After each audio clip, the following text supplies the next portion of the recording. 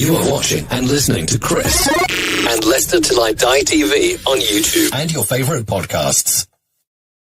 Hi everybody, Jerry Taggart here. Now be sure to watch Chris and Leicester Till I Die TV by subscribing on YouTube and following them on social media for all the latest Leicester City news and information.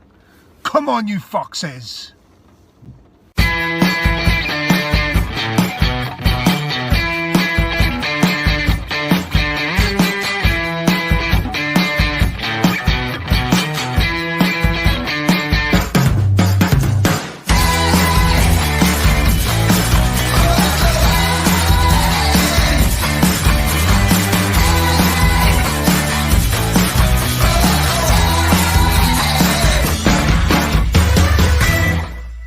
Back of the net. You're watching Leicester Till I Die TV.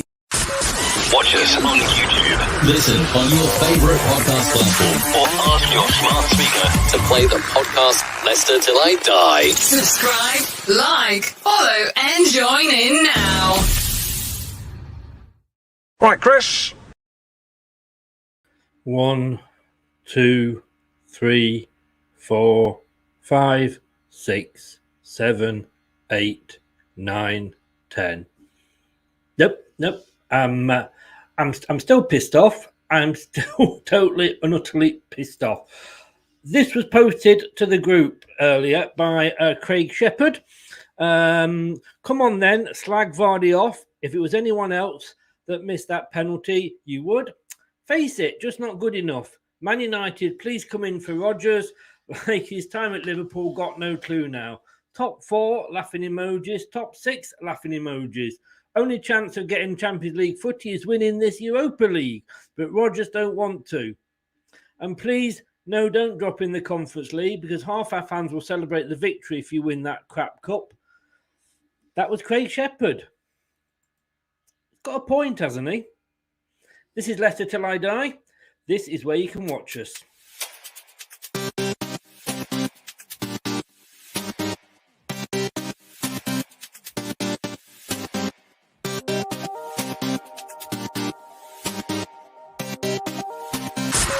Watch us on YouTube. Listen on your favourite podcast platform Or ask your smart speaker to play the podcast Leicester Till I Die. Subscribe, like, follow, and join in now.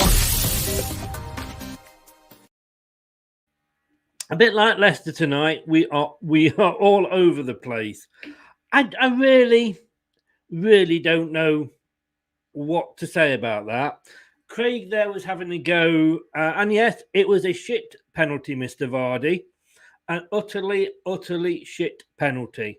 What were you doing taking the penalty? And I know you're the official penalty taker, and I know you are him whose sun, the sun shines out your arse, but it was a shit penalty. And we are now going to have to go to Napoli and probably have to win the game. Not destroy it, probably have to win the game. We're probably now only going to finish up in second if we're lucky. Because what was that penalty? And yes, you are Jamie Vardy. We know you are. You bend down, Leicester City lights up. And we are very grateful for everything you've done for us. But you know what? You shouldn't have been taking that penalty. You've come on, you've done it before. You've come on, taken a penalty and fucked it up. Why wasn't Iheanacho stepping up to take the penalty? He can do it at pressure. Look at the Community Shield. Why wasn't Yuri Tillemans up there taking the penalty? We know he can strike them good. What the fuck, Jamie Vardy, are you doing? I really don't know. Leicester City 1, Spartak Moscow 1. Brexit? Anybody? My answer is I don't have the first damn clue. You don't, but here's hopefully somebody who does. Brad, how are you, sir?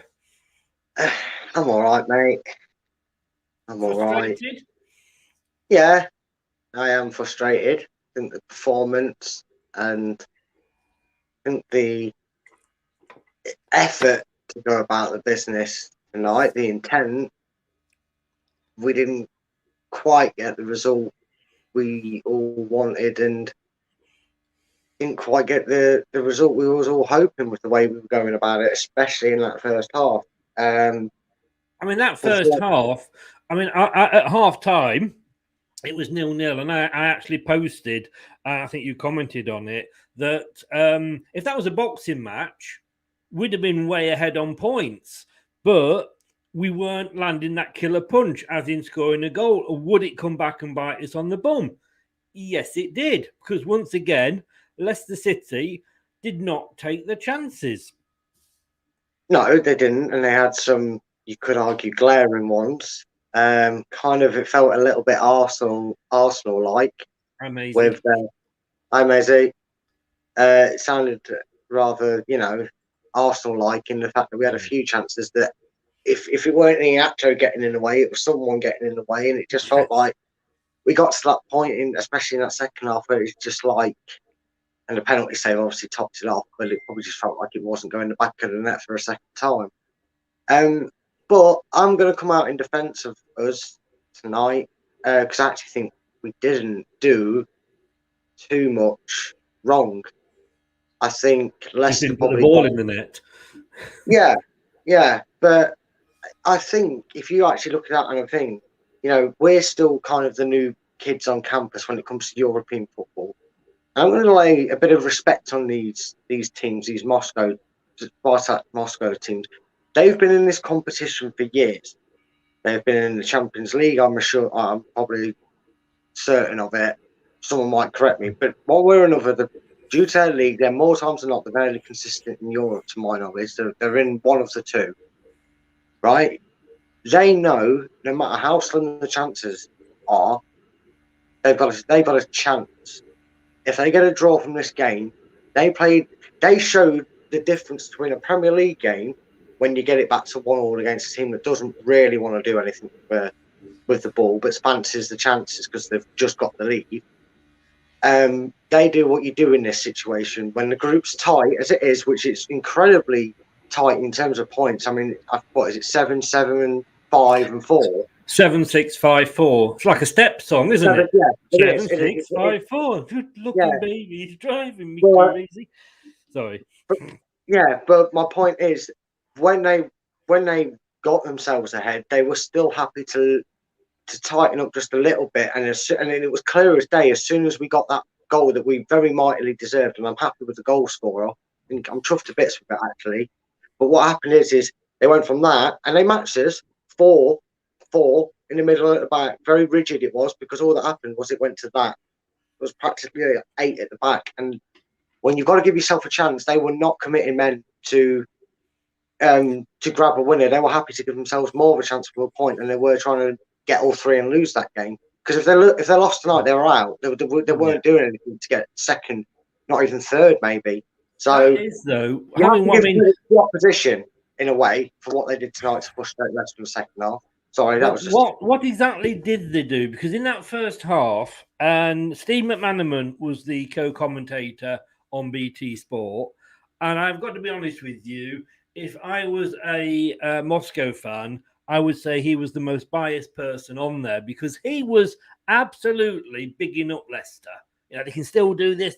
He was absolutely pro-Leicester, Steve McManaman. He was but as he said in that first half, Moscow did nothing. And I know you don't like stats, but 72%, nearly 3/4 of the game, it was us. And they just backed off us. They didn't tackle us. They let us go ahead. Maybe they've sussed us out. And sorry, Daisy, you're making me laugh. Well, I'm trying to be serious here, Daisy. I'm trying to be serious. All right, and get a serious point across, and you're commentating on my dance moves. I'm sorry. How can I be serious here? maybe you're dead, Maisie. You are. Maybe Spartak Moscow sussed us out and realised, well, let Leicester give Leicester the ball, let them have the ball because they're shit with it. And I don't think that's necessarily true.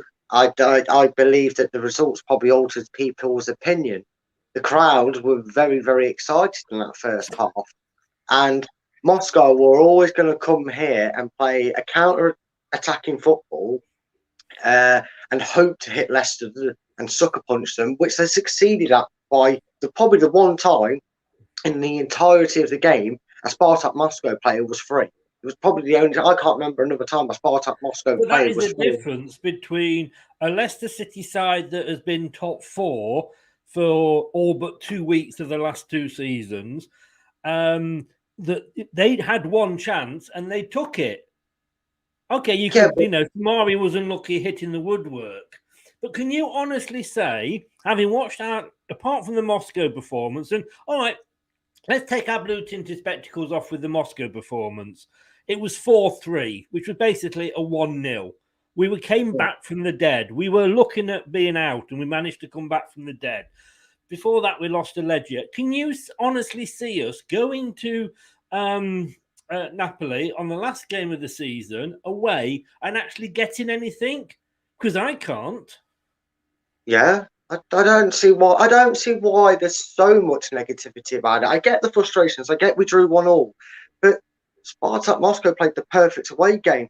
If Leicester are in their situation, but we were at home. Shouldn't we be playing the perfect home game? Well, we tried.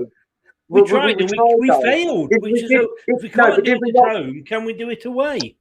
Well, clearly you're not watching the same game then, mate, because we clearly did, because we went forward. I heard that crowd getting right behind them. Like, we went forward and did nothing. It's like fans don't understand how a flipping game situation is supposed to play. Moscow hit an absolute smash and grab. Okay, I'm going to quote you. No. You've put this point across now, and I'm going to defend it and say why I can't understand why people think Leicester actually had a bad 90 minutes, right? They smashed and grabbed it. Granted, team took a chance. It happens, right? The thing is, what that insinuated was a flat back, rigid 8.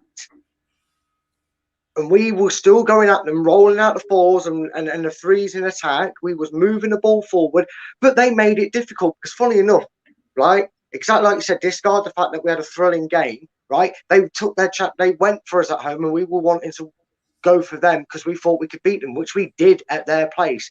They were never in a million years were they ever going to bring that to the King Power Stadium. And what's one of the hardest things that teams struggle with when a side is from the off desperate for a draw? They play defensive, they play compact, and Leicester, no matter how quick they try to build up, I actually can't remember us being able to create that many clear cut chances, apart from maybe 3 and the goal for me. That was just good. You have to give credit to an experienced European side. Okay, I accept that. I accept what you're saying, but at the end of the day, I don't give a shit about how good Moscow were or whether it was a smash and grab. At the end of the day, this was Leicester at home wanting to do well in Europe. We couldn't go out and beat fucking Poole Town if we play like that. And you're saying, all right, so Moscow did well. They defended, right? Only one stat matters. That's what you always say to me, Brad. Yeah, only one stat matters. And I don't know, I'll have a look in a minute how many shots they actually had on goal. But the biggest stat at the end of that game was that we had 1 goal, they had 1 goal. In a match we needed to win. Yeah. Lazio absolutely stuffed Legia Warsaw 4-1 tonight. We're not going to get anything. We might as well just go into the conference now. And it's not, you know, I know the team was not the full team, and we'll look at the team in a minute, and it was devastated by the bugs, you know, but, you know, Vestergaard would have played tonight. God help us, you know.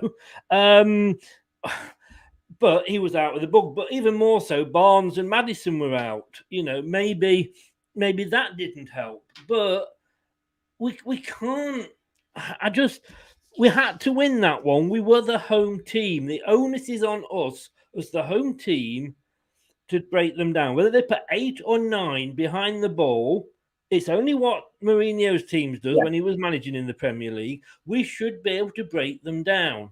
And we are not capable of that. And what I think is disappointing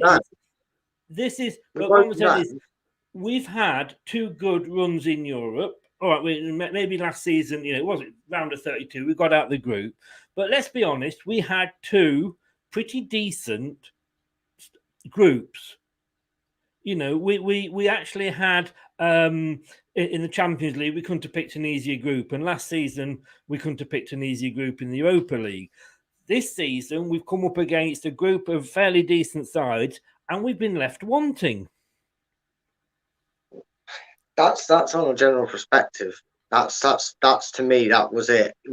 I agree and totally understand, and I'm feeling the same about the result. I'm not happy that we've only come away with points in that. We should have won that game. Unfortunately, when we had the opportunities, we did not strike them well enough. You know, we had Iheanacho getting away with goal-bound Dewsbury Hall effort. We had the bar hit. We had Iheanacho had the chance to. He was, you know, when it hit him. Off Iheanacho's foot is about to fire. Yeah, we had the penalty. So, you know, on another night, I think everybody completely sees this game the same way that I actually did if I'd stick sat in the back of the net. Okay. And then I would say, brilliant, but yeah, exactly. we're not on that other night, are we? We're on this night. Exactly. Unfortunately, we had a shit penalty. Yeah. We had and it was a shit penalty. Yeah, I don't care. And no, you're right. It was a shit penalty. I am mad at Vardy, and I know he is the penalty taker. Like he said, like Craig said in the chat, he hasn't. You know, you can't bring a player on and just expect them to be able to stand up and take the goal. There was that delay. There was a big delay in taking the penalty. I couldn't even look at the screen because I had a bad feeling. I had a feeling he was going to miss it. You've got Tillemans and you've got Nacho. Both had been on the pitch a long time. Nacho, like I said at the get-go, he scored in the Charity Shield in the 93rd minute, whatever it was, so he can handle the pressure and take a penalty. Of course he can miss them. And Yuri, he's very good at taking penalties, and he's on the pitch. And I think sometimes you've got to say, I know you're Jamie Vardy. I know the sun shines out your arse, but you've only been on the pitch for 2 minutes. Back off and we're a bit more warmed up. We're a bit more at the game, if you like. If that penalty had come 20 minutes later, great, Jamie, you go and take it. But to say it was just a bad penalty. No, I have to agree. It wasn't a great penalty at all. It was very predictable. And you say you couldn't watch it, mate. I was sat there like this. Yeah. I was doing the Pats and Daka. I hate penalties at the best of times. You know, I play in one of the positions, and it certainly isn't a striker. There's no way I could run like they do. So by any chance, are you, Brad? You know what, mate? I've been hiding this away from people. It is. And I can't help but see a penalty taken and his body language is wrong. Yeah. And in defence of Jamie Vardy, we don't know if this is all pre-planned, where there's a natural order of things. In the case of if so-and-so's on the pitch, he's first, you're second, you're third. But if he's not, you're first, and so on and so forth. But I do agree with you. I think that maybe they don't. And Jamie backed himself, and that's always something great. That I feel that Jamie, obviously he's going to back himself. He's been the penalty taker for many years. Yeah. He had every right in his intent and his form and the way he goes about penalties the majority of the time. To say, no, I'm fine with taking a penalty. I'm happy to ship the responsibility. But I do understand that maybe on that occasion, I do agree with you because of how close it is. We all remember that fateful final that happened in the Euros, where players similarly to Jamie came on. All right, they were intentionally coming on for a penalty shootout. Jamie Vardy didn't know he was going to come on for a chance to score from the spot sort of thing. But I think Jamie Vardy at that point, despite his own belief, and that's why I'm giving him leeway a bit in responsibility. I agree. He maybe should have gone to Yuri or whoever's second on that list and gone, no, mate, you take it. Even Lukeman, I know he had that disastrous penalty against Fulham, but I'm pretty sure he'd never do that again. So he won it, you take it, sort of thing. Maybe that's the way it should have been decided if I just think beforehand it should be said, Vardy's number one, of course he is. However, give him a chance to get, if he's in the first 15 minutes of a player coming on, number two takes it, whoever's been on. Yeah. Maisie, thank you very much. It's cheered me up a little bit there. I can go out and get half a pint. Thank you so much for your support. I will always wear it. Maisie, it is making me itch though. 4 shots on target for Moscow. 4 shots, 1 on target. 13 shots for us. And Yeah. well, we had 23 on target, 23%. They had 25% on target. And, you know, it says it all, really, doesn't it? You know, we had shots going into it. It's almost like having Jeff Schlupp back. I'm going to agree. I don't often agree with my daughter, but she says, hey, Schmeichel should have taken the penalty. He would never have missed. Heather, for once, I think you're spot on there. It's just frustrating. And yet on another night, you know, we should have gone into that half time 4-2 up. Or, you know, or not say 4-2 up, 2-0 up, sorry. You know, we were such the better team. And like Steve McManaman said, they weren't coming on to us. They were letting us play. They were letting us have the ball. I didn't know whether, if it was a boxing match, it's like they were just letting us, like, trying to tire us out. Yeah, and maybe they were, because Leicester were they were very good at being urgent, weren't they, in that first half? I mean, it's probably the best first half in terms of creativity, in terms of its speed that we tried to build it up. I actually, you know, I know we won't do one on the European show because I'm downstairs and B, but what people may not have noticed, and the reason it may have felt like, even though there was some backwards passing, the reason it seemed to get more of a cheer in that first half is because the intent from the original move was so good. Leicester moved in arches. They moved in groups of 3. And like I said, actually, what they did it quite well, because it got Leicester on the front foot so much easier. They defended on a higher line, and as soon as the next phase of players got that ball, they were 3/4 of the way up the pitch, and then it wasn't seen as such a bad thing if Moscow came out of their box and tried to get it. If we, you know, put the ball out wide and recycled it, it wasn't so bad, because they weren't in their own half. They were only recycling it to the halfway line. You can still build a quick attack from that area. And unfortunately, due to a change in shape from Moscow, especially when they got in front, and again, that goal summed up Leicester's season, I think. A game we were in control of, disappointing not to be winning, and then out of absolutely nothing, the one time that, like I said, I genuinely can remember a Moscow player being free for 90 minutes and he sticks it in the net, and that just sums up Leicester right now. You know, it was almost like Arsenal game, because in that game we tried everything but couldn't hit the net, and in this game we tried everything to stop it hitting the net, and the one time the Russians were struggling to breathe for how good our pressing was in that game. The one time it happened, of course it goes in, because right now Leicester concede from everything, and it ruined what was actually a decent display. And I think, you know, it's annoying to say, because it feels like we're saying it quite a lot when Leicester actually do play the football we know they can be capable of. As yet again we find ourselves behind, and that was probably the most frustrating thing of the night, because up until that point, Moscow weren't doing anything to get a goal unless it was necessary in their eyes. I mean, looking at this team, Heather wants a shout out from you, by the way. Hi, Heather. Here we go, Heather. That'll please you. She's easily pleased. That sounds wrong when you're talking about your daughter, doesn't it? Yeah. Think of the phrase. Looking at the team, I was surprised with who wasn't in there. I'm certainly glad that he didn't bring Madi Vuada on, and that's the one and only time I'm going to attempt to say it. Your favourite there, Perez, he assisted the goal. He didn't, I don't think, do an awful lot any worse than anybody else. But, you know, without... I don't think we missed Vestergaard, did we? No. In fact, it was a fairly solid performance. Like, you know, I don't remember too many times them being in trouble. And again, I think that's credit to the system that Leicester played. They went in a 3, so there was always people behind the other people right up until our own box. They could always rely on somebody having someone to pass to. They all actually had a fairly decent game. And that's probably because this has been the steadiest back 3 we've seen this season.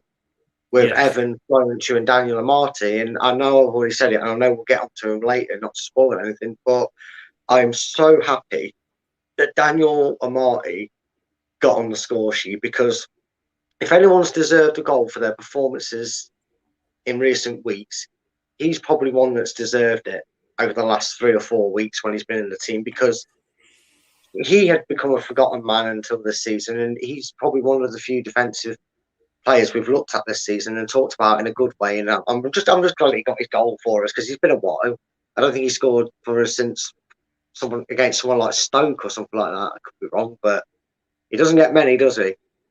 He doesn't, I must admit, I had to wipe my eyes. Not only did Amati score, but we got one from from a corner. I mean, Jesus Christ! I should have gone to Specsavers. I mean, my eyes, doctor, they're bleeding.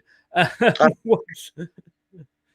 it was a bit of a shock. I almost had to take a second. It took me a while to sort of react to it, because I was like, no, we've not just scored from a corner, have we? We have, and then like I said again, this was probably something that comes with the frustration because of how the game then panned out. Leicester were all over Spartak, but Spartak, like I said, played on ultra defensive, and they did what was necessary for themselves. And unfortunately, on the night, it worked. But you can't miss them chances in Europe as well. You have to say that, because if Leicester buried them chances, one of them chances, even not even a penalty, we don't have to bury that. In that case, there's only one winner, so we take that. If we can, it all depends on the group situation. If we go and beat Legia Warsaw, I'm not sure how invested Napoli will be in getting all 3 points. If they win their game and remain top and a few points clear, I think they'll go, well, that keeps us through. If Leicester are 1-0 up, then they might come out to it, but I don't see them being as defensive of Moscow. So that does give us some hope if we can get the win, but that's all we can do now. It just makes that next game just as important, even more important, because we unfortunately couldn't turn a point into all 3 tonight. Right. Well, we've got something very special going to happen now. That special that it is going to get one of these.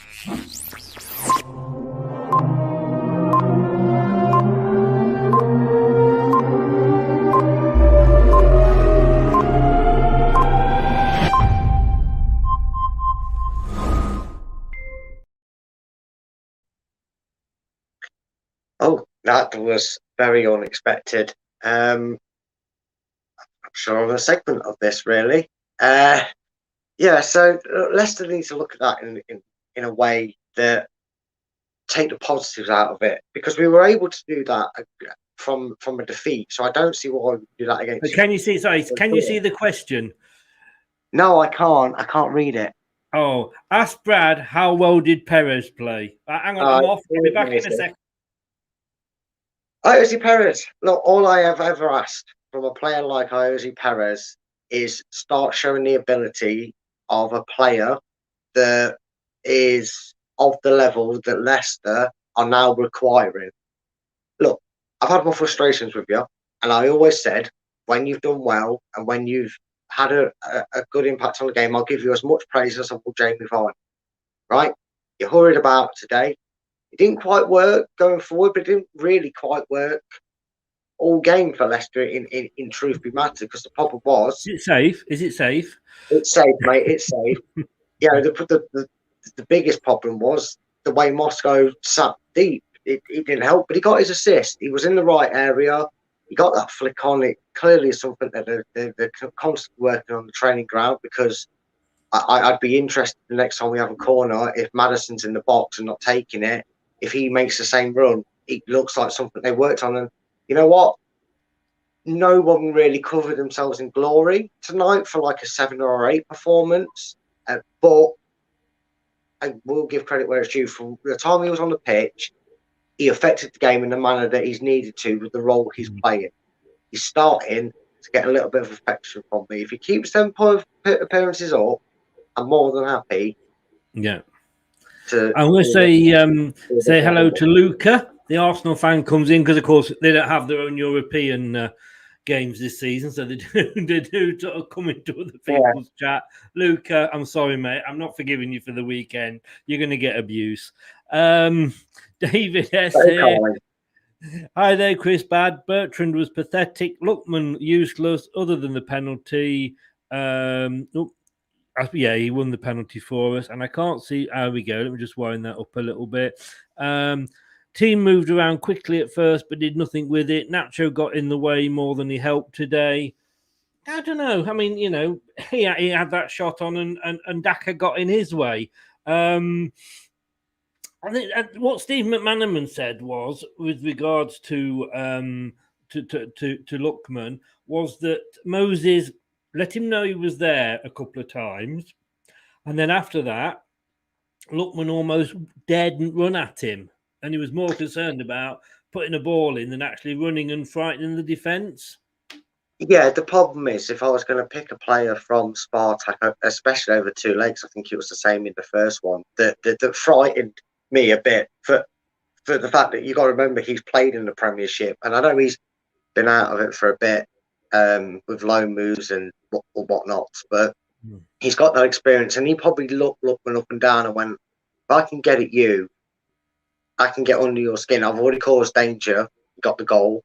And when you're an experienced player like Moses is, who's got a lot of experience and it's well spread out, he probably has the beating on for a bit. But you know, again and again, I stress that point that we have to remember we weren't the only side in this game. Spartak Moscow were happy for the point from the kickoff. As I said, they played a structure that, like I stated, and I'll stand by the statement, because of their European experience, not necessarily the talent they've got, but the European experience allowed them to play a game a lot more defensive than I think any manager would have predicted. I think Brandon expected them to be defensive. I think we all did, if we're being honest with ourselves. I don't think we expected a Moscow 2.0 at the King Power.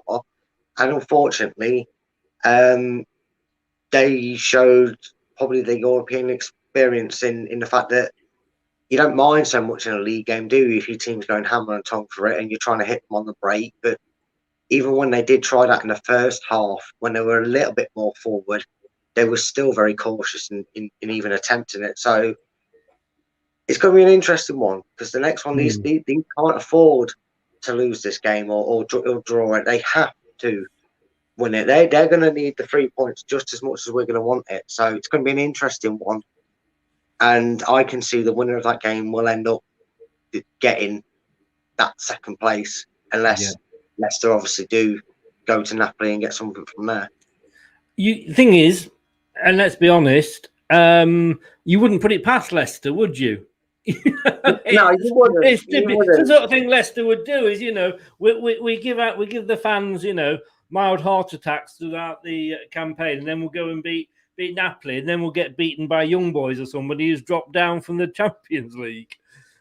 Yeah, it would be, but to be honest with you, we have to remember, and I say this in the nicest respect, and I know I've said it a few times tonight, but it is what it is. You can't hide from the stats on this one, because Leicester are still that inexperienced side in Europe, and teams are going to do this more and more often. So this has also been a big learning curve. You know, they've then got to figure a way to defend teams that are going to defend even deeper than most Premier League sides when they come to the King Power and try and get a result like that from it. Because you're going to get a team more and more at this point in the competition, if their points are right and they still give themselves a chance going into the last game to get first, second or third, they're going to play a slightly different defensive line that's even deeper. I think some teams that have got results against Leicester in this competition have probably done it that way. And that's where we just need to up what we do and how we do it. But I say, it's one of them. David S. here says, and this is how, as fans, we change minds so quickly. Not saying you have, David, but just generally, we sorely miss Madders and his creativity. I mean, not so long ago, we were saying, what the hell is he doing on the pitch? This was a game that Thomas should have played and not Bertrand. Bertrand would have been a better fit versus Arsenal. You know, I'm. That's actually a good argument. Contrast of how they played. I think I was surprised that Thomas, maybe because he felt he got pulled around a bit by Arsenal and he was maybe lacking a bit in confidence. I don't know, but I do agree with that. I think that's maybe something that Brendan did get wrong. But I also know there was a bug going around, so I don't know how many of them affected. Madison, I don't think could play. He was actually on the bench. I was just checking to see if he was on the bench. He was actually on the bench. Right, but then again, so was Pukovic. So I mean, you read into that what you will. Brookline asks here, good evening, Brookline. How the devil are you? You've got the first devil of the night. I'm just about calming down. Why do we play 3 at the back against a low block? So we can turn the ball over quickly, so we can get on the front foot quickly. Because this was something where, and this is what I mean by difference in competition and what different stakes mean when it's a one-off game, and it's a very limited amount of games like this competition is, and any European competition is. We probably played away and kept playing away. The thing is we didn't change the way we played. It wasn't any slower than what it was in the first half. It's that Moscow sat even further back. In the first half, when they were willing to test the waters, because they played away to sit deep, hit Leicester, try and sneak one. Sod's law when it works for you, and in the form that Leicester are with conceding it this season. Since Wolves, we haven't kept a clean sheet, so we knew we was always vulnerable. Mentally, we're vulnerable to it. I think that's why they were so packed. But playing in a 3 allowed that midfield to be a 5, which then allowed it that if it went into the middle, the 5 could become a 4 at the front, because then the wingers have the license and the wing backs have the license to get up to the middle, and then they can get into the crossing areas. The wing backs can. That's why Leicester operated with 3 against a low back line, because they couldn't really do much else. If you'd have kicked it long, they were outnumbered probably 6-3. If Casper had kicked it long all night, it'd have been 6-7 maybe on 3 to a high ball. That's how deep that opposition was. And one thing I will say tonight, at least Casper's throwing it out looked better with his distribution, because how much time did he have? No one seems to mention that Casper had enough time to get the ball, and look, and throw it a quarter of the way across the pitch already, and nobody around that defender or that midfielder, because of how they weren't even halfway in their own half at times in that game. And it's very difficult. It makes it difficult. But these are the experiences that Leicester need to work on if they're to go far in this competition. And there's still 2 games. They can still get it right and get out of the group. Yeah. Let's face it, mate. Before this group was, kicked off, first or second. First is a bonus, but Napa's going to be hard. We don't mind second. We know it means qualifier, but at least it's out of the group. We've still got a chance. Yeah. Good night, Dan. Sleep tight. Hope the bed bugs don't bite. Good night, mate. I'm not saying that, you're going to bed early, but yeah, you need that extra hour's beauty sleep, mate. That's all I'll say, Dan. Good night. Thanks for your support. He's going to hate me. He's going to hate me. Right, let's have a look at, and I know, as I say, I do know that you don't like stats, but I'm going to show them anyway. I don't care tonight. Let me just find the stats and bring them up. And as we look at them here, like we say, 77% possession as good as. I mean, we didn't even get that much under bloody Ranieri, did we? But just look at that. Touches on the ball. They had 414. We had 102. 1,002. Nearly 3 times as many touches. Passes. They had 245. We had 810. And somebody on the Facebook group said, "Well, sort of 800 of those backwards or sideways." No, that's the thing. The problem was, and again, people must have sat there only literally studying and watching Leicester's performance, because it was a completely second half, because that's how Spartak Moscow went about it. They were never, ever... I don't know how people couldn't have seen tonight was going to be one of the most hardest games for Leicester to get goals from tonight, because of how defensive Moscow were going to play. I don't know why people suddenly get this impression that Spartak Moscow were going to come here, play exactly what they did in front of the home crowd, and go heaven for leather. Because I think they know that had Leicester been a bit more clinical in their defending in that game, they'd have got slapped 4-1 or 4-2. It wouldn't have been as close as the scoreline said. If they came here and did that, we'd have torn them apart the way we went about rotating the ball. So I'm not surprised Spartak Moscow had 7-8 men behind the ball and left one lump up front. I'm not surprised they turned into that. At the end of the day, it's Leicester that needs to look at this game. I knew they was going to get more of the ball, Chris. I knew our percentages was high. I knew our percent passing was going to be high. But one thing that does concern me a bit, which is why I do agree with a lot of the points you've made tonight in one sense, and to the people that commented, we didn't create enough knockout blows. Yes, we got the golden opportunity. You know, the guy, they were swaying and he's put all his effort into a haymaker and the penalty was saved. And, the guy stands on his feet, still standing sort of thing, to follow both references through. But we also, I don't remember either keeper having too much to do. We weren't quite able to unlock that.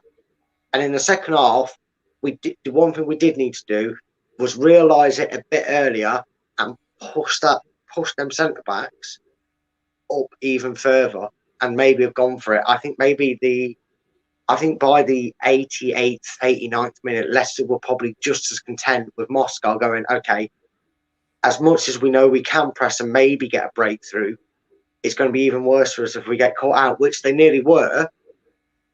And if we'd have lost that game 2-1, Chris, because we kept going for it and we didn't see the point through and didn't think we'll keep going, we nearly got caught out. They did have that chance where the Leicester recovered well and nothing came of it. But on another night, Chris, you know the way Leicester's going at the moment, if we did that against Leeds, whoever's their striker at the moment, I don't know their injury status or anything, but he's probably running through on goal on that. He's not getting caught and Leicester lose that game. You know, I mean, that's how I'm trying to look at it as best I can in a way to put it. So, but do we have to say then, we put the team out, they put their team out, they're playing in a certain way, they're away from home, so therefore, in fairness, the onus is on us as the home team to break them down. We see the way they're playing. Is this Brendan's? Is he showing a lack of tactical awareness in being able to change it around at the right time to actually get at them? It's probably a little bit of both. I mean, if you're gonna say, like, to counteract saying, oh, we're on paper, and I would agree, even on pitch, Leicester have a far better squad on paper than Spartak Moscow, and that's no disrespect. I mean, you'd expect Leicester, given their financial state and the leniency of structures in how we can do transfers compared to how it is in the Russian and other leagues. Leicester were always expected to always have a better squad on paper. But I will take you back, Chris, and you've made this point when I've said, tonight, I think, about other groups. I remember Porto at home. It was the same sort of thing, but we got the difference between that game and this game was that first goal. And Islam Samani scored it. Porto had their chances in that game and they didn't take them. It felt like that tonight, but we got the wrong result. It genuinely did. We created chances, but they were resolute. We didn't get too many clear-cut chances in that game, to my memory. Someone might correct me, and I might be just remembering the game wrong. But that Porto game, we squeaked out a 1-0 win, didn't we? And tonight, that was how I felt we was going to get a result. And unfortunately, we went 1-0 down, and that never made it easy. But you've got to give credit to them, and I've got to give credit to us, because we've seen many results in Europe, Chris, where on another night, a team plays like Leicester, goes 1-0 down and doesn't get the equaliser. So it makes it a bit harder, but I still think you should feel confident going into the next couple of games, thinking that Leicester can get at least 3 points and put themselves in a good enough position, knowing who's got to play who coming in the next two. Yes. We know, that things can happen. So we'll see, though. We won't know for a couple of weeks anyway. No. I'm putting it playing the devil's advocate that I do, how many seasons did it take Manchester City, once they had got all the investment, etc., in their club, how many seasons did it take them to actually get out of the group stage of the Champions League? Yeah. It And wasn't, I think it was about 3 or 4 years at least, wasn't it? Yeah, and that's what people forget as well. And I know people say, yeah, well, they're financially better and they're supposed to do it. That you could use that as a base of an argument to say, yeah, and you could probably, what would you call them, a regular Champions League side now? Yeah. Probably. But you wouldn't have said that 3 seasons ago, would you? Or maybe not even, but maybe more years than that. You would have said they were the new club. Like you've literally just said, they were the first couple of Champions League seasons. They weren't getting out of the group, even with the financial backing they've got. Yeah. So it just proves the difference in the ball game. Yes, there seemed like it was more backwards passing, but that's because we were missing what we were seeing with our eyes. Because in the first half, what we saw with our eyes was Leicester were pressing, and Moscow were cautiously getting up the pitch, hoping to nick something. In the second half, Leicester pressed, and Moscow went, see in a bit. Because I agree with his comment in a way, Dan, that they were pretty bad, Moscow. They showed how bad they were by how negatively they played it. I think, if anything, it justifies what I'm saying because they played that negative. They obviously knew clearly they weren't going to match Leicester to win that game. So I do get his point, and I do understand why in the second half, Leicester fans, especially at the game, probably felt more frustrated because it just didn't seem to be the same way. But it probably wasn't just too dissimilar. It's just they parked the lorry, the boss, the coach, and everything behind the ball in the end, didn't they? Your mic's gone, mate. Says you're muted. You've muted your own mic. It was because I was coughing. Yeah. I was coughing. I forgot to put it back on. I know it's simple, mate. And I tell you what, I might wish I was still got it on in a second, because if I wore my tin hat earlier when I asked you about Perez, I think I'm going to put my whole bloody suit of armour on when I'm going to ask you this. JB is putting it out there. Go on. If we don't make it out of the group, Roger's out. Now, I'll go first. Give you a chance to count to 20. I was angry tonight. Still am to a point. And I'm angry about our season and how it's going. But that's because, as a club, we've come so far. And as fans, we're very fickle. I've always said, if you look football fans up in the dictionary, it says the word fickle. We've had 2 very good seasons. You could argue we were actually punching above our weight, but we had 2 excellent seasons. And there's more clubs coming into it now, making it harder for us. This is the hardest group that we've had to come up against. Like I've just made the point there, Man City, and they'd gone out and spent the money. And even after they spent the money, it took them a few years to get into the way of European football. And this, for me, is a bit of a wake-up call. Yes, I'm angry. Yeah. Of course I was angry. I was angry at the start. You heard that. But, yeah. If I'm serious now, I'm putting my non-presenter hat on, if you like, and putting my fan hat on. This is almost a reality check season. When we look at that Europa, it's the group of death. A lot of people said it was the group of death. But we can criticise people after one game. I can criticise Vardy for missing the penalty. I wound you up before we came on live about that. And we can criticise Brendan Rodgers for making some bad decisions after a game. We're fans. We're allowed to do that. But no way Rodgers out. And if we get Rodgers out, who are we going to get? And yes, okay, he said, we see what happened at Liverpool now, how we failed at Liverpool. If Brendan Rodgers gets us to Liverpool's standard that he had, where he's getting them second in the league, we won't be complaining. I'm sorry, and I've kept very calm on that one, but my answer is very calmly, JB, I don't agree with you. Look, I understand that there would be some initial frustration if Leicester didn't get out of it.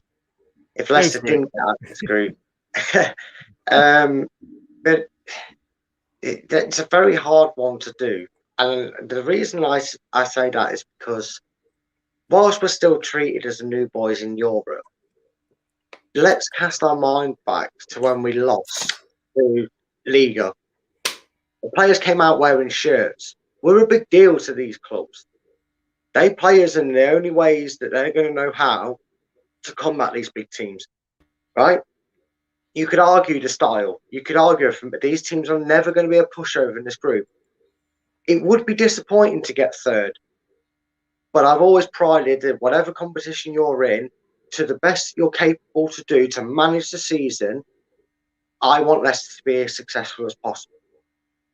And if everybody got what they wanted, everybody would finish the season on the same exact points and the exact same goals, and we'd have 20 trophies each year because we'd have to share it, right? Because everybody would want the same thing for their club.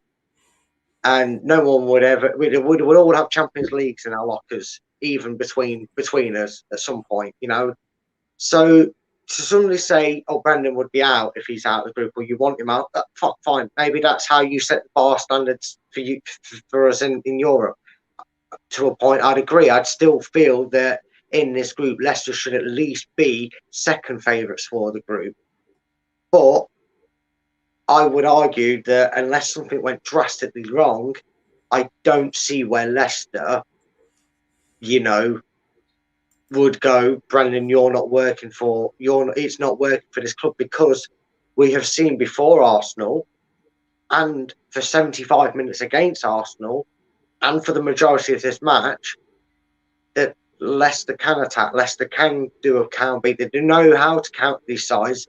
It's just getting everything right. And when you're in a bit of funky form like Leicester, that's just what we're getting. But I guarantee you, if we can get to Leeds and we beat Leeds, and then all of a sudden we go on another little run, this time round, that little run won't end after 3 or 4 games. It will go on a good stretch. Good times hang around the thing with bad times, don't they, mate? Yeah, they do. We'll remember them forgotten just as quickly. Oh, like I say, we change. You know, we change our views more often than you probably change your underwear. And welcome along, and Leicester fan channel. Good evening, sir. How the devil are you? 12 back at the King Power. Do you know what? I was actually watching before the match on BT Sport. It was their coverage of League, however you pronounce it, but League One in France, and Saint Etienne are actually bottom at the moment. So if you want 12 back, I think that's a bit tongue-in-cheek there, though. Devils United, trust the process, guys. Brendan's at the wheel.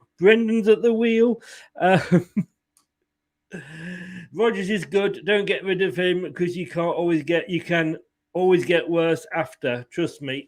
You know, Martin O'Neill, for example.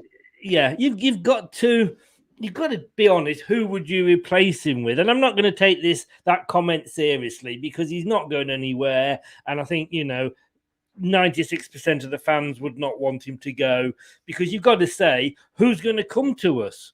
You know, these big... Would Conte have come to us? No. Would Ancelotti have come to us? No. And we've got to accept that they won't. And if they do come to us, I mean, let's be honest, Ancelotti went to Everton. The first chance he got, he fucked off to Madrid. So, you know, be careful what you wish for. Exactly, Anthony.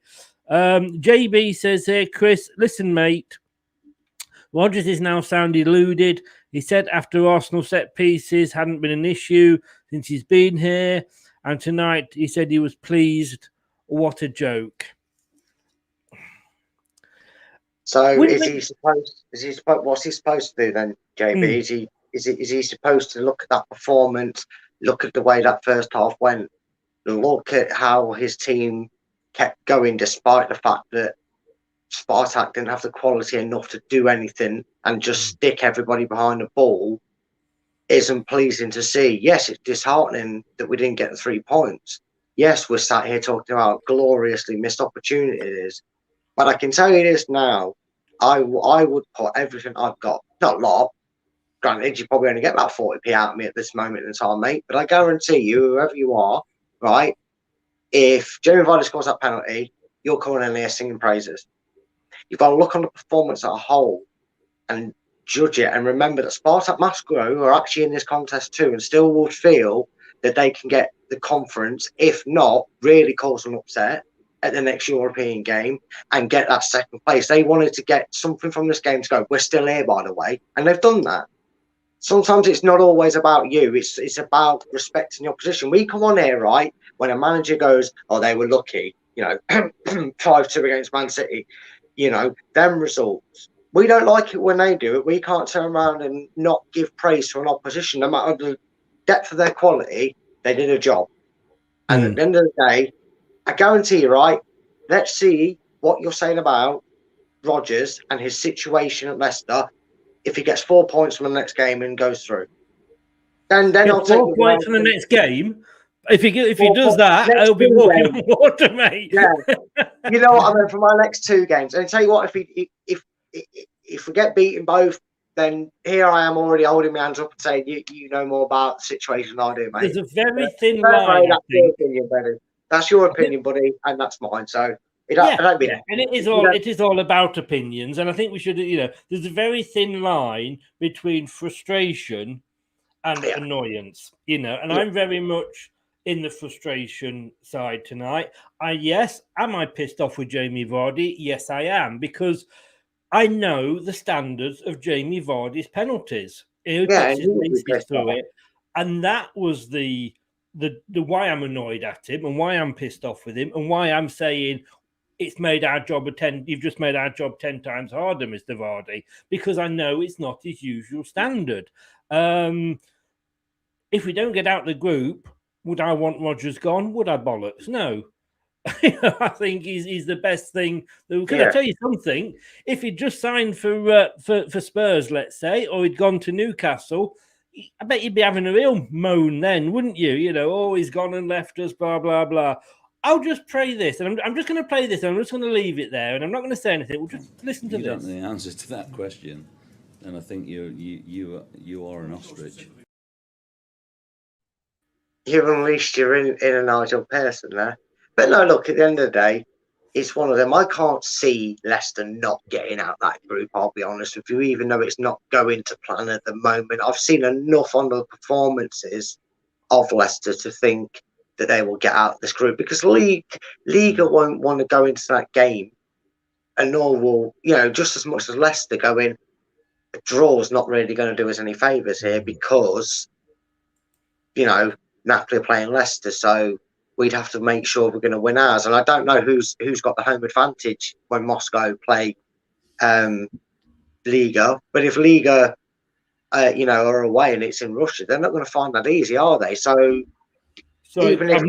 I'm not having to go at you, Brad, here. I'm just looking down the comments at those that are coming up, and I'm not only just putting my tin hat on, I'm not just putting my suit of armour on, I'm actually leaving the country for a comment that's coming up at the moment.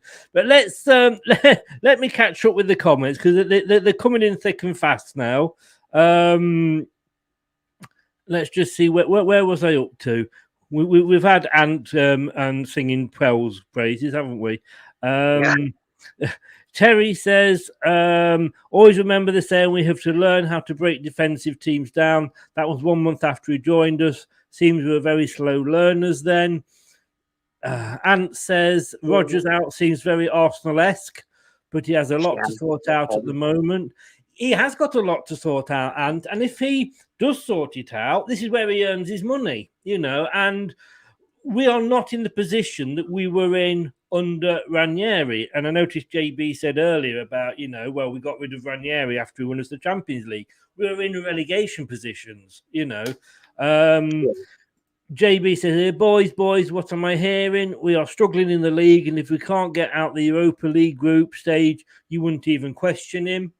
Questioning him is one thing, sacking him is another. Yeah.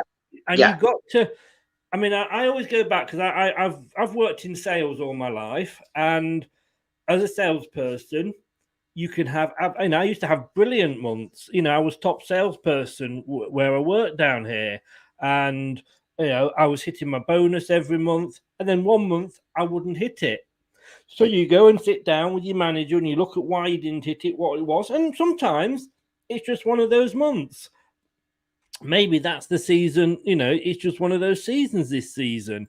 We have to take it on the chin. Like I say, we've got to realise the last couple of seasons, as good as we were, other clubs weren't as good.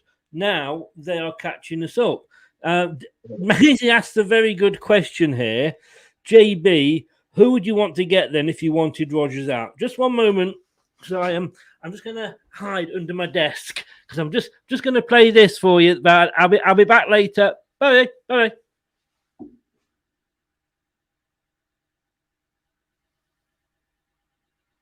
Oh my dear God! What is everybody's obsession with that man?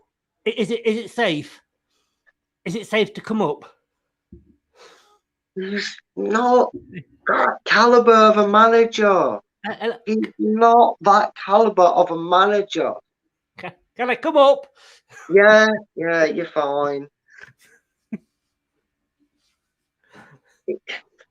People see 3 months of half-decent football from Brighton, and Potter's this, Potter's that, Potter's this, Potter's that. Yet he's had them relegation. I think I brought this up, didn't I, Chris, on a previous show? They've had the most symmetrical record for the last 3 seasons. So he has a few good bumps in football. I think that's because he's nullified the Brighton fans to death, and then it's tricked. He's worked on the opponents, and that's why they've been getting a few performances. Look, this season he might have a good season. He might finally crack the code, but he's got to do it consistently before he's considered good enough and having good enough for me to step into the shoes of Brendan Rodgers, and that's a few seasons away. So no, not right now. Potter is not proving himself to do it. You ask a team to do it consistently, a manager's got to do it consistently. I'm just going to have to play this, I'm afraid. And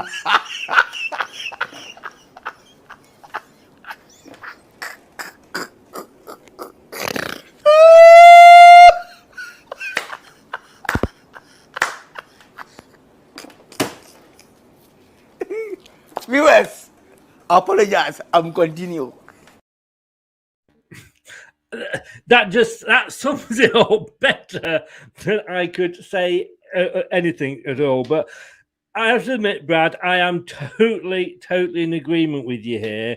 I just don't know what the obsession is with Graham Potter.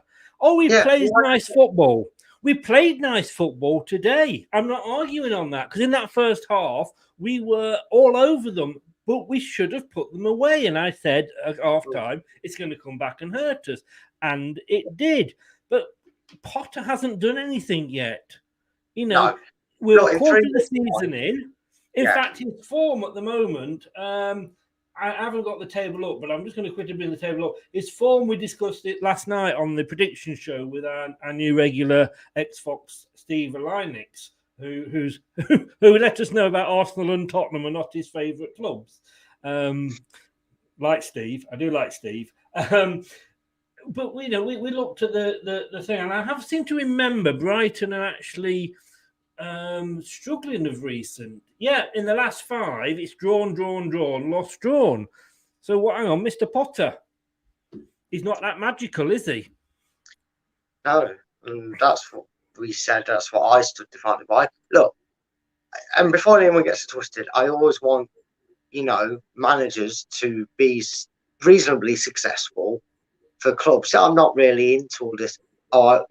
When teams play like Norwich's, I'm not sat here thinking I want someone out of the job, because they're not my club. I don't watch them every week, so I don't want to make that assessment. But you can't just look at the first couple of months' form. That's not brilliant form that he's in now. So no winning 5, was that? You just rang out 4 draws and a loss. So we're probably in better form, but someone wants Potter in. Hey, your opinion. Maybe he comes there and he proves me wrong. I would come back to the subject of Potter in 3 seasons' time. Yes. And if Brighton up here, fine.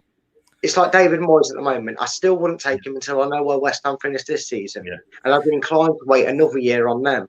I'm going to say 2 words. I'm going to say 2 words here. Peter Taylor. Because when he came to us, he was the England coach. he hadn't lost as the England coach, and he was the latest upcoming manager. Need I say any more? Maisie, the difference between, and I'm being serious here, the difference between Ollie at the wheel and Brendan at the wheel is you've got two different clubs.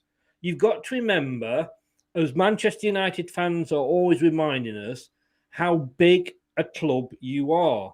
We're not a big club. I still think of us as little old Leicester. We're a small club. I still put us in that kind of pot rather than the big pot.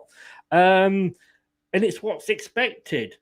Yeah, If Brendan had the players you'd got, and that's the thing, you look at your squad and you look at our squad, 5, 6, 7 times more expensive at least.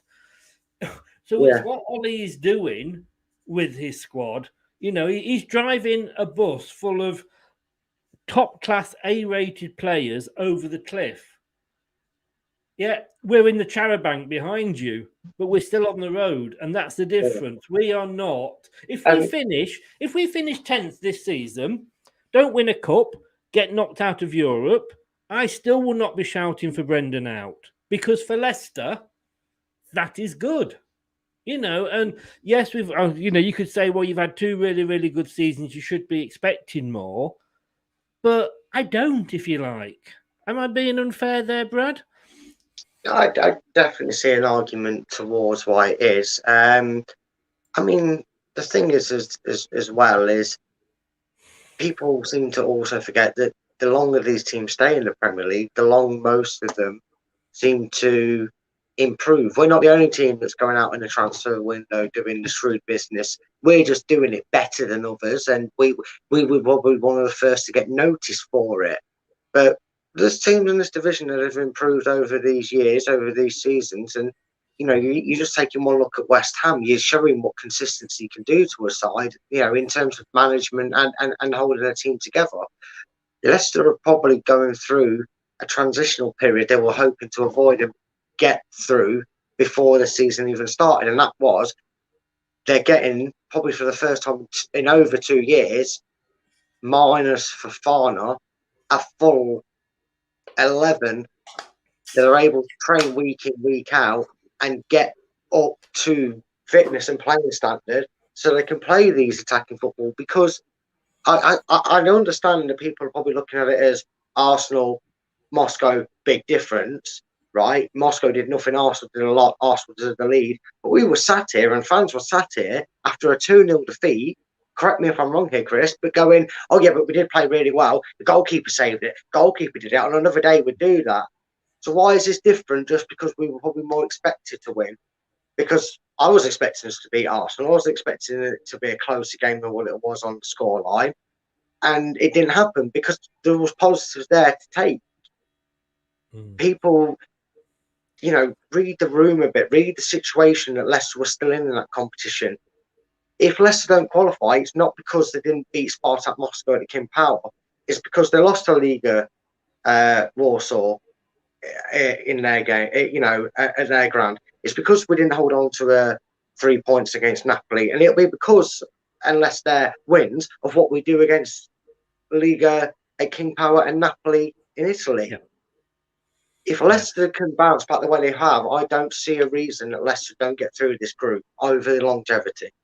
Because no one was moaning when we drew 3-3 with Braga because it was slightly better for Leicester. No one batted an eyelid to us getting a 90th minute equaliser against Braga, did they? But now suddenly it matters, well, just because of the situation. Yeah, and I think if we had been West Ham and got the West Ham group, I think we'd be looking at completely different stories.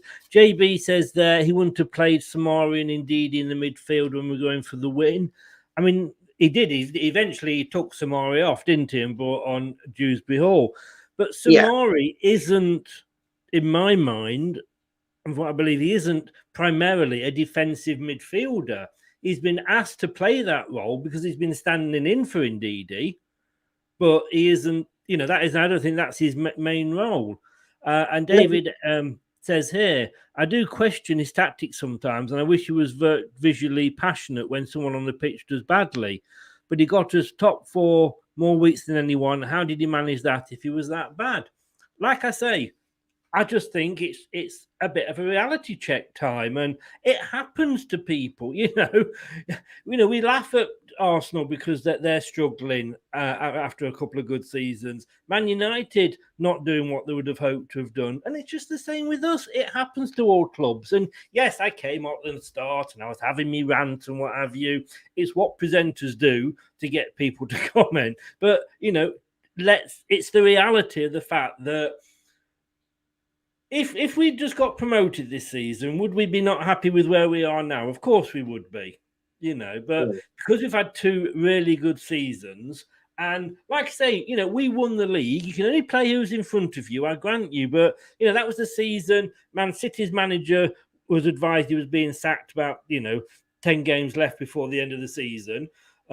Liverpool... Klopp hadn't settled in. Man United were just being Man United. Spurs imploded. So that all helped us to win it. So, and it's the same now. We've just got other clubs. I didn't expect Arsenal to be up there like they are at the moment, have such a good season. But they're doing it. West Ham are doing it again. Brighton, I don't know what we said about Potter. He's doing it. It's not just us that is battling for that 5th position now. Dan, good evening, sir. How the devil are you? Welcome along. And I've just gone too high. Oh, where's he gone? I've lost you, Dan. Dan? Here we go. There are things to work on, but who are we going to get in better than Rodgers? Exactly. 2 European campaigns, 3 Wembley appearances, FA Cup holders. Not Community Shield winners. I've told you.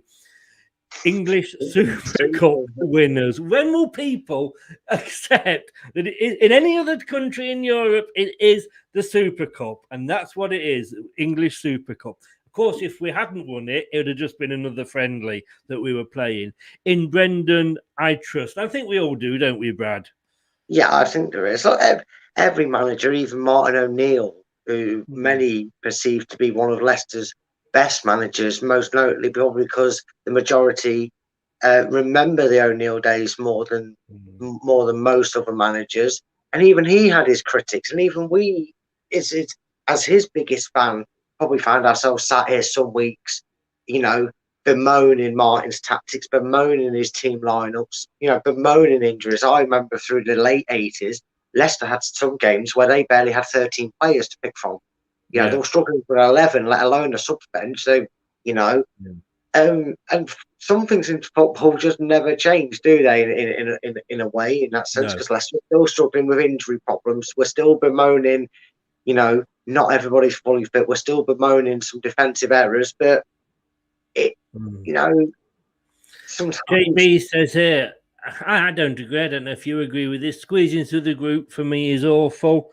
Does it matter how we get through the group? No, exactly. No, it doesn't. But I get it. I get why fans. Of course, you want it easier. Who doesn't want it easier? Who doesn't want it to be like our first Champions League experience? But if you looked at our first European experience, we got off to a better start. But because of the way some of our results went and other results went, it was actually closer. Leicester went into that last game with the advantage, sure, but still with the chance that they wouldn't win that group. So. It's all how you look at it. Like I said, to me, this is the pivotal point of both seasons. There's a Christmas period coming up, lots of games. This is normally where all your hard work from the earlier start can go out the window for clubs. All your bad, form can either get worse or better depending on, how you're doing. A snowfall fixture list, you could win 6 in a row and all of a sudden you're halfway up the league or you're in the Europa League spots or whatever, or 6 defeats in a row and you're Norwich and you think you're already down. They'll probably think that anyway, but the contrast to where you could be. And in these next 8 to 12 weeks, more so when it gets into the middle period of that, Leicester could be top of the group, 6th in the Premier League, and everything's looking a bit more rosy. And that's what I think we have to look at, because nobody realistically very rarely would I say, unless they're in a blissful group, like we're in the group of death this season. Yeah, we're That's what everybody in the said. group of death. We're in the At hardest least group. we're showing more fight than a lot of others have in our situation. Celtic and Rangers from past in this competition, where they fail miserably when they get into sort of difficult of a group. We've still got a chance, and there's still technically a long way to go. Yeah. Ant says here, Vardy's second touch is a penalty. No matter the player, shouldn't be the case. I do agree with that. Yeah. Yeah, I don't. He shouldn't have taken it. Let's just catch up because we're a bit behind with these. Chris, I think you underestimated how angry people are towards Rodgers. I was at the game, and I always am home and away, and people are angry at Rodgers. We were angry at Martin O'Neill at the Sheffield United game, weren't we? Okay, if people are angry, and I'm not there, and I grant you, and everybody's entitled to their opinion. I certainly didn't hear that any anti-chanting at all. So there's 30-odd thousand people in there, JB. How many of them are angry at Rodgers? Because, no matter who you've got as a manager, if we had Klopp in as a manager, some Leicester fans would not be happy. If we had Pep in, some Leicester fans wouldn't be happy. But I don't know what some fans want. I can say I am disappointed, and it was disappointment more than anything because we should have won the game. I'm disappointed at the start because obviously it puts us in a harder position. Disappointed at the fact that it was a bad penalty taken. Angry, yeah, of course I am for a few minutes, but actually I didn't hear that on the screen. All I heard was the fans getting behind the team, and I just. Like I said, I just don't know what Leicester fans really, really want because we're not Arsenal fans. Let's grow up and let's wake up and smell the coffee. We are where we are, and it's a great position to be in. And yes, we overachieved for the last couple of years, but you can't keep it up year after year. Look at Manchester City. They won the league last season. At this stage, I think they were about 10th. Yeah. and were struggling.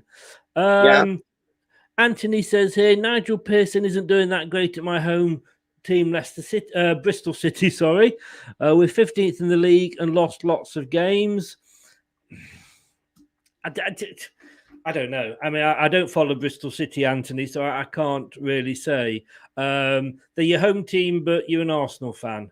They get behind Bristol and support them.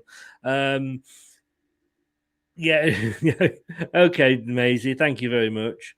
And Graham Potter is class, to be fair, and I think you are just trying to put a bigger spoon in the pot than I have been. I really do. I'll throw him in the pot in a minute. It keeps up that cheap. I'm joking.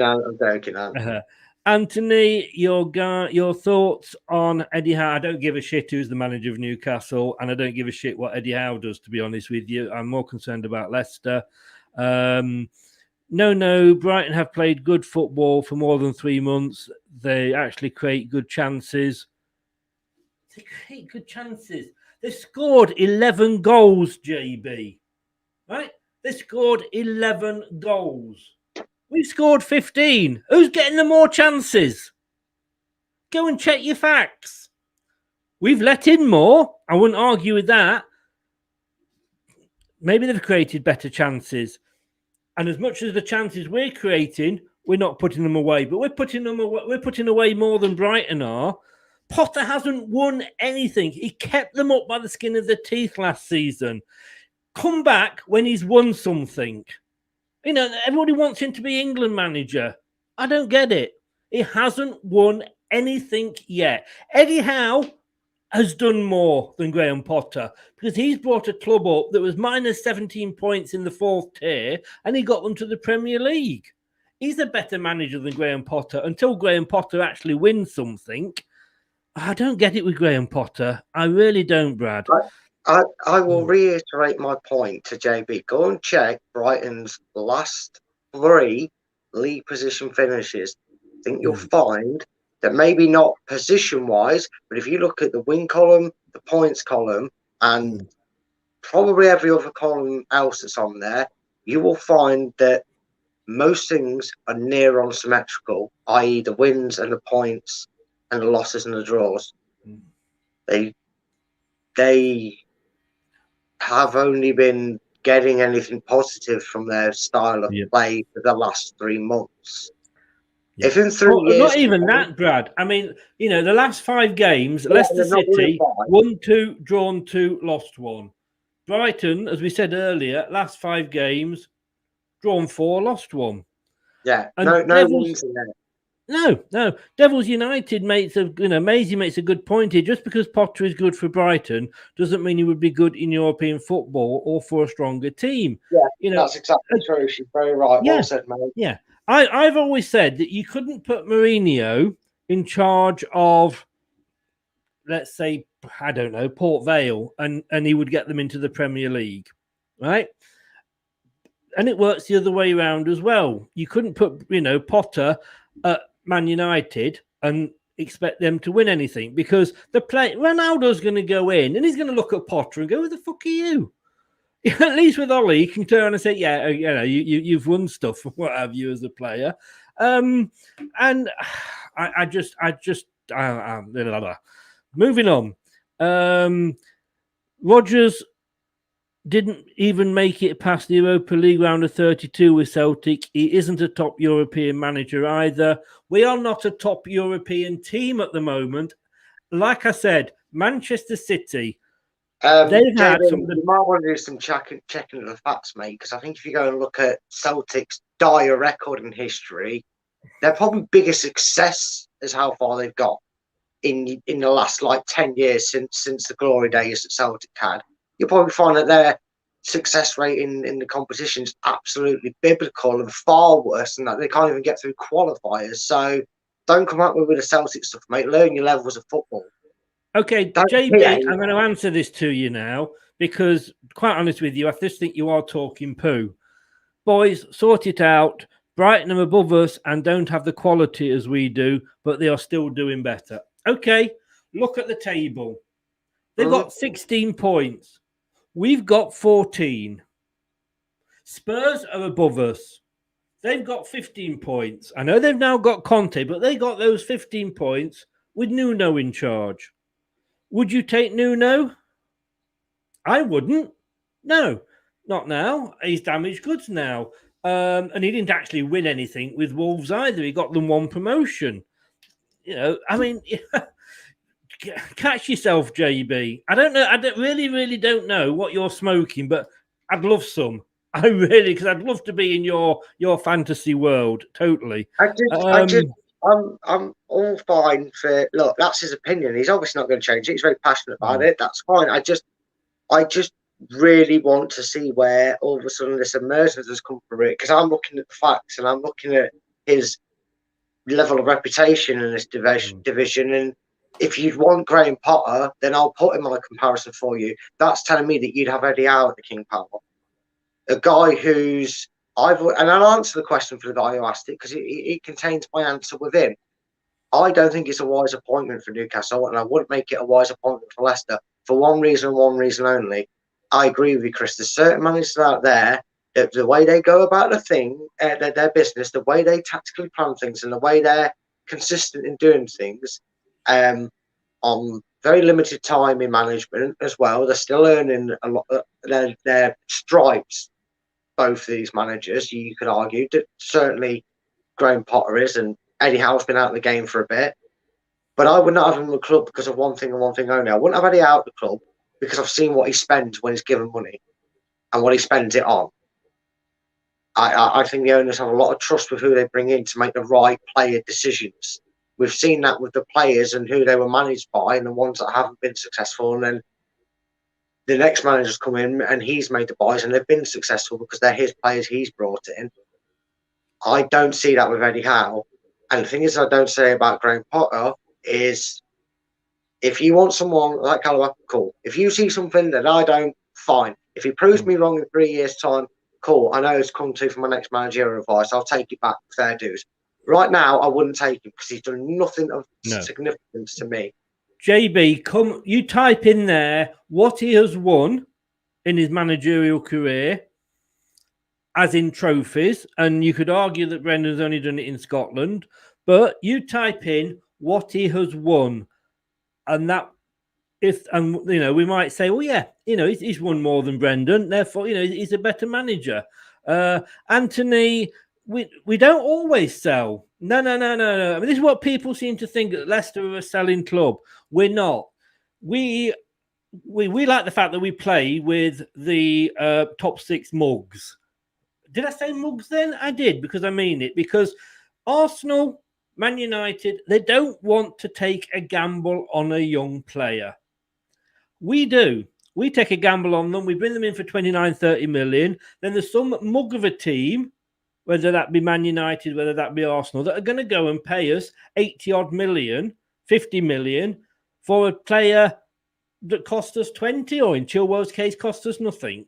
So, while you're happy to do that, we're happy to take your money. But I tell you what, there was enough Man United players over the last few weeks that have been asking me if I would take Maguire back. Nippon, good evening. How the devil are you, sir? Let's just go down here. JB, Chris, I want heart, passion, desire. I don't see that we got turned over so easily. What? Oh, does the fact that you've got passion on the side of the pitch make you a better manager? I will make a counter argument. What does this Leicester team need as a manager then? Are you saying that what they need from a manager is someone who sees Leicester score, and instead of being encouraging and going, yeah, that's what I want to see, keep focused. Because that's what that's the type of manager Brendan is on the sidelines. He's not very animated, right? But he's got the sort of players that are like that, right? Does he want a manager that does that? Does he want a manager that waves his arm in the air because they won all against Norwich in the 93rd minute and they're thinking, we've been crap, why are you getting so, we don't deserve praise, we've been bad? Or do you want a manager that's like Jose Mourinho? Do you want him coming out publicly and going, he was awful, he was awful, he was awful, he was too much on TikTok? No, I think it's quite clear that the way the club operates and the style of manager they prefer to have, Graham Potter's not what that group of players needs. In my personal opinion, you might want it, that's fine, that's what you want to see. That you're entitled, that you're a fan, you're allowed to say that's what you want to see. But what these players need is they need a cool head. They need someone who's not afraid to go in at them, but he does it on a measured balance. And that's one thing I'll always give Brendan Rodgers credit for. People might not like it. There's probably a fair few people out there, JB, that are like you, that would like to see a bit more passion. They remember the manager we spoke about briefly in O'Neill. He was very eccentric in some cases on the sidelines, wasn't he? Very animated, very up and down, leaping foots in the air. But that team ran off that. But Ranieri wasn't doing that.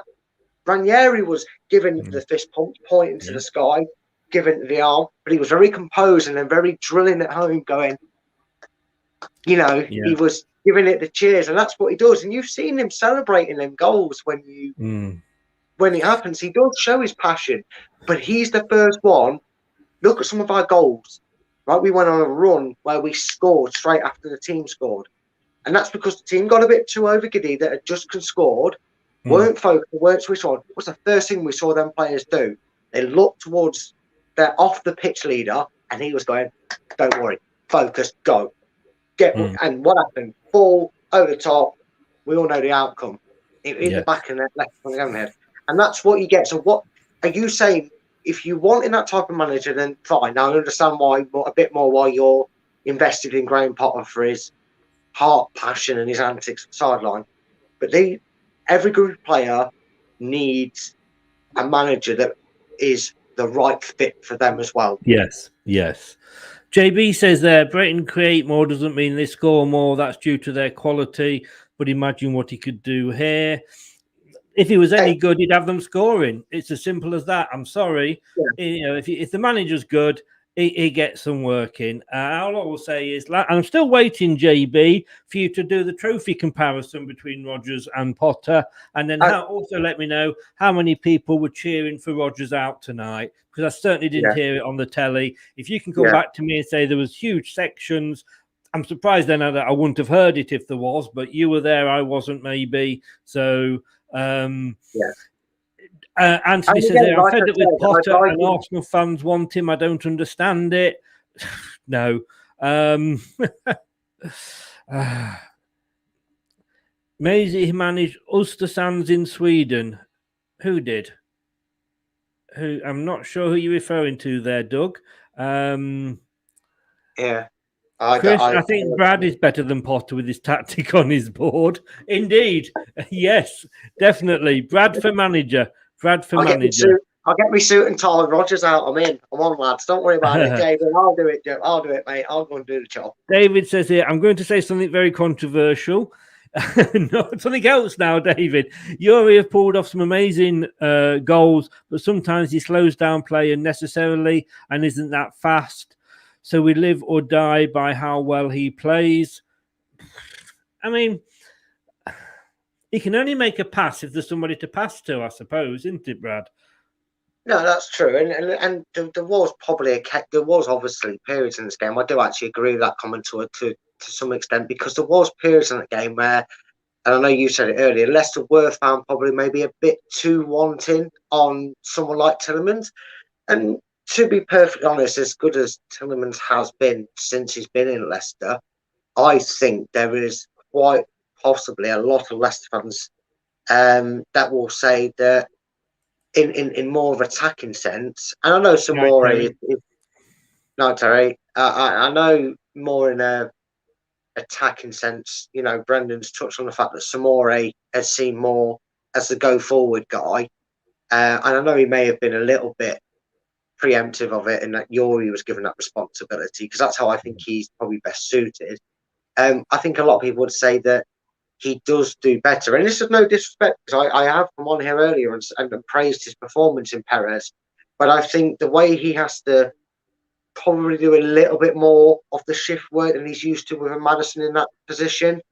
I don't think that helps him at times, because he did look a bit like he'd been run around a bit more than he's used to. He's used to being on the heels, isn't he? He's used to being on the toes and wait for that ball in front of him so he can run onto it and get there. And he didn't, you know, sometimes we were found wanting in being a bit predictable sometimes. So yeah, that point was a fair enough one made. Carry on talking for a second, because I just want, and don't leave that comment there, because I'm going to come back to it in a second. But I'm just trying it's okay. A lot of people were saying he has to. Yeah, I'll come on to that in a second. He has to make it at the group stage. A lot of people are. No, Brad. Sorry, leave the comment. We're going to come to the comment in a minute. Okay. Sorry, just carry on about Tielemans for a second, while I'm just trying to bring something up. Okay, no worries. Yeah, and there is a bit of bonus on it. Every so often that does happen. You know, when Maddison's been playing and he went wanting, there was a lot of pressure on Maddison and a lot of expectation from Maddison, known more than anybody as Leicester fans, because we see him week in, week out. We probably watch the training videos, we watch the interactions, we listen to him. You know, we watch him on the game, we watch him very closely. We watch these players like we were their bloody parents on the sideline, don't we? Like a Sunday league, you're taking your kids down. You know, but what we're doing is sometimes saying what we're thinking sometimes when we've got our non-parenting brain and we're all sat there armchair managers, myself included in it. Like we're sat here as armchair managers and we're thinking, didn't really show what he's all, you know, didn't really live up to the games he's been putting in. But, you know, and that's something maybe the naivety needs to go on. Maybe we do need to be there, but you've got to do it with the players on the pitch. And even tonight, even though it was a fairly strong lineup, there was a lot of players that still haven't had too much game time together. So we move on. Okay. So JB, I ask a lot of people, he has to go if we don't make it out of the group stages. Okay, so Leicester City have got 2.2 million followers on their Facebook page. A lot. So you were asking what? 50%? You were asking 25%? Asking 10%. I have a feeling it might be 10 people you were asking. Wow. Well, hang on, JB. Well, There 10 people, 10 of our fans want him out. Great. Let's do it. but I've never heard such push. I know we're all about opinions, JB, but wheel your head in a little bit here, you know. And you've said here as well, I ain't bothered about what Brendan what. So basically, because you can't argue back, so because you can't put the argument back when I said go away and find out how many trophies and we'll compare it, you can't. You can't because you're saying you're not bothered about it, which means it fails. Now I'm going to put this up here. Sorry, Brad. I'm going to cut you off for a second, but I'm going to put this up on the screen now. Now there's a little button at the bottom there, JB, that's got subtitles on. Now press it because your eyes might be working better than your ears here, because you're saying it's about the here and now. So the here and now is after one season, this, you know, a decent season, this is where we are at. You are wanting a manager that has won 4 games this season. Oh, look, we've got a manager that has won 4 games this season. Well, he's managed to win 2 more than us. Well, we should get him in then, shouldn't we? Well, look, they play such attacking football. They're so good at creating chances. They scored 11 goals. Oh, look, we've scored 15 goals. Oh, hang on, look at the last 5 minutes. He is so wonderful. He hasn't won 1 in 5. Oh, look, we've won 2 in the last 5. I'm sorry, JB, and I know it is all about opinions, and I respect the fact that you have an opinion, but you're talking shit. You can't be, if you're not bothered about what Rodgers won or Potter's, that's how managers get the jobs. You get a job because you've won something in the past. Why do you think Conte has just walked in with a very big wage check to the Spurs job? Because of the here and now? No, because the here and now, Conte hasn't got a bloody job. So it's not about the here and now. It's the fact that he won something with Chelsea in the Premier League before. So, I don't, you know, do you follow football? I just wonder if you do. I really, really do. I just don't get it. I mean, I think I've made my point there, Brad. Yeah, very passionately spoken, shall we say. JB, sorry, Brad, JB. Check out most created chances over the last season, mate. What the fuck with created chances? Look, I'm sorry, have you got a picture there, JB? Have you got sort of Graham Potter monthly open and you're having a wank over it? No, because come on. You seem to be his wank buddy here because, you know, created chances, so what? Norwich could create 20-odd chances and they're bottom of the league. But, let's go and get Farker, shall we? I don't... The here and now. Come back to me. Tell me what he's won.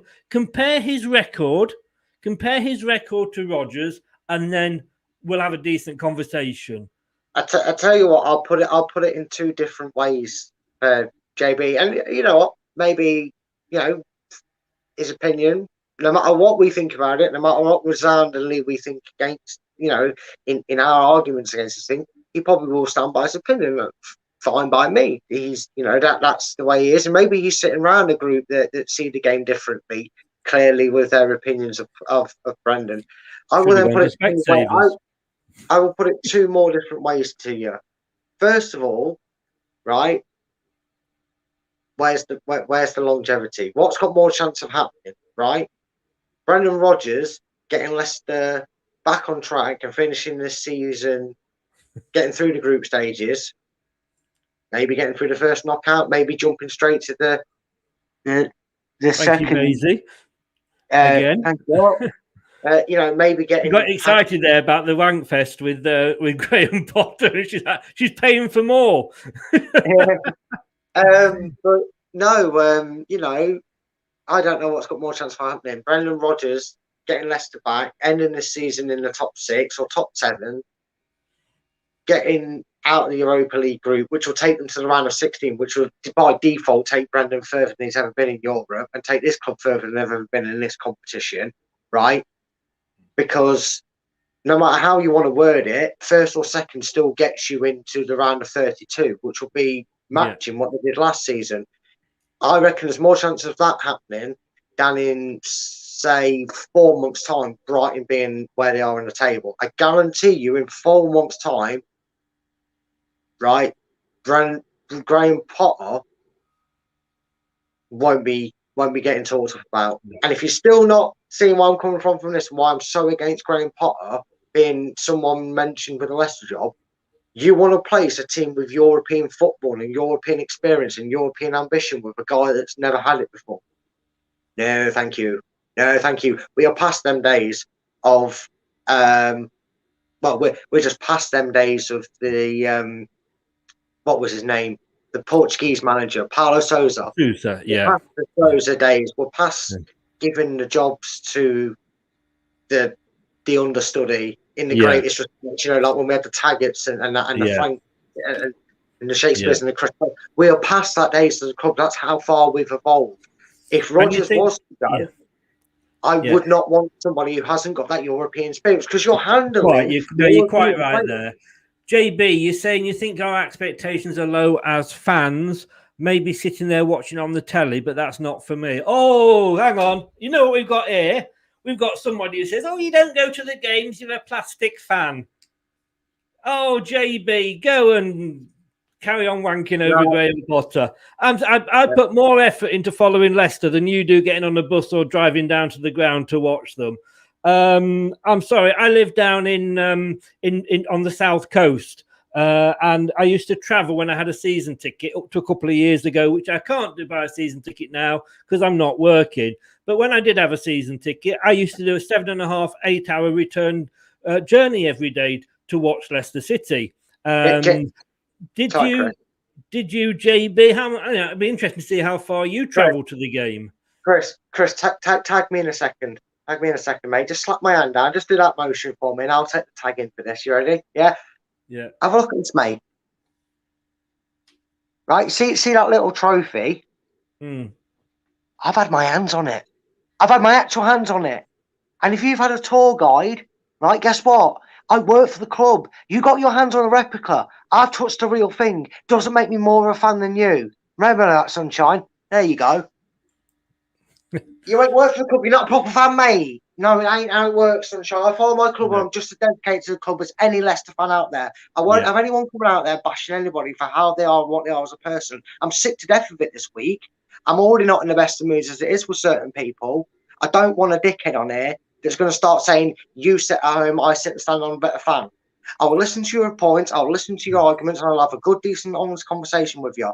Yeah. But guess what, mate? These hands here have touched the actual genuine Premier League trophy. Does that make me more of a bigger fan than you? No, it does not. No. And are you going to Leeds? Well done. Give the little baby a little gold star. Fantastic. You deserve a gold star for your support. Like I say, mate. Did you have a season ticket when we was in League One? Because guess who did? Me. Yes. I went to League One. But I bet you if you didn't, right, you're going to come back and say, oh, well, I didn't get one then because I couldn't afford it. I was working, and that's no disrespect, it's no fault. You might have gone. But I bet you there's been a season when you weren't old enough to go or something like that, or you were a newborn baby. Well, why didn't you go? You can't be a Leicester fan. Don't come out with that. That's such a weak response when you know for a fact that what me and Chris have said to you clearly states that Brennan, you're telling me with everything that you've tried to say about Graham Potter, right? Why is his CV rings of 16th, 15th, 14th, and 2 months in the top 8? Yeah, that's the guy I want replacing us, Brendan. If we get rid of him, that's quality of manager and caliber of it. No, in 3 years' time, if he's doing what everybody thinks he's going to be doing, and that gets Brighton in the top 8, come to me then. I mean, he is sat there in 8th position. But he hasn't got European football to worry about, you know. Yeah, for how much longer? Yeah, let's just have a look at his managerial teams. Yeah, he managed Östersund in Sweden, was it, for 7 years? That's what Doug meant. Was it Doug that put yes, that point? Yeah. Oh. Sorry, Doug. Swansea for what was that? Yeah, 1 season at Swansea. Whoa! And Wasn't that Brighton. around the You time that know. Rogers was there as well, or are I thinking a bit closer to the time with I Swansea? think that was 2018 when he was at Swansea. Oh, right. You know, he's played 320 games. I don't see any trophies on his CV. I really don't. Oh, hang on. I'm checking Wikipedia. It says they did create 500 chances while he's been there. Whoa, let's sign him, Brad. Let's sign him. Yeah, I think people the comment that he's made has actually dug himself into a hole, because you're basically only judging anybody on the here and now. If that's the case, get Pep out because he's just lost to Crystal Palace, and why don't Brighton? Why don't Man City go and get Graham Potter if he's so good and he's so much the here and now, as you're saying? Man, we'll take Pep then. We'll take Conte, because in the here and now, Conte's been out of a job for too long, so he's got no right to be demanding a job. So. Yeah, pop in a beer, mate. Pop one for me, David. Yeah, even though Maisie said it's a work night, it is. Yeah, I mean, you know, Pep lost the English Super Cup to us, didn't he? He's a shit manager, and he should, you know, Graham Potter should be managing. I mean, let's ask Maisie. Maisie, okay, I'm going to ask Maisie this, and then we're moving on. It has. I'll tell you one thing here, JB. I'm going to thank you for coming on, because it has made it a very, very interesting chat. Hey, look, he's backed his point. I will give him that credit. I will give you that credit. Yeah, he stood by your points. Fair play. I've got to give credit where it's due. Yeah. And I respect your points, JB. I don't know how much of it was tongue in cheek, but you've made it an interesting. Oh, here we go. Pep said Potter is the best British coach. Oh, wow. English I'd get, because there's no other English manager, I don't think, in the division. But let's ask Maisie, if Ollie is so bad and you were to sack Ollie, would you go for Graham Potter at Man United? Surely you must do, because he creates so many chances. I've already experienced a Maisie rant. We've got a few minutes, mate. Well, we've got about 30 seconds. You can type pretty quick. So, maybe we should have her on and ask her. Do you want to come on, Maisie?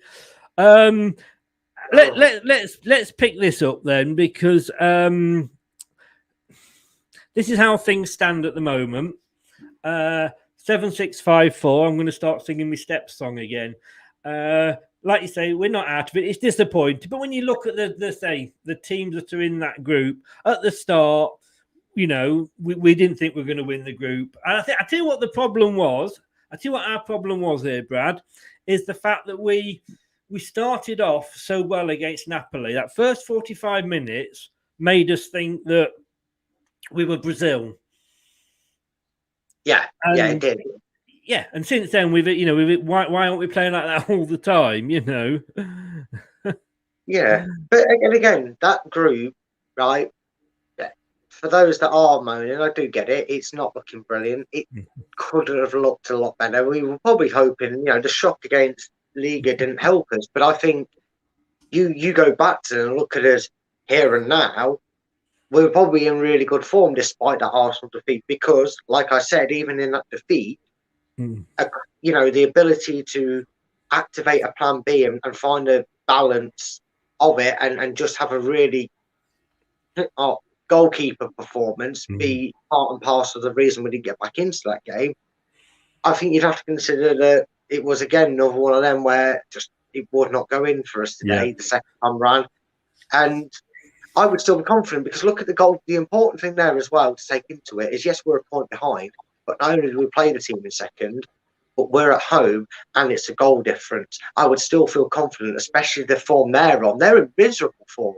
If we can get to them in the same sort of form that we have been over the last 5 games in all competitions, I just don't see where they catch it up, because they still have a hard game against Spartak, because that third place plays, you know, for the conference, I believe. So Spartak will, you know, funny things in football.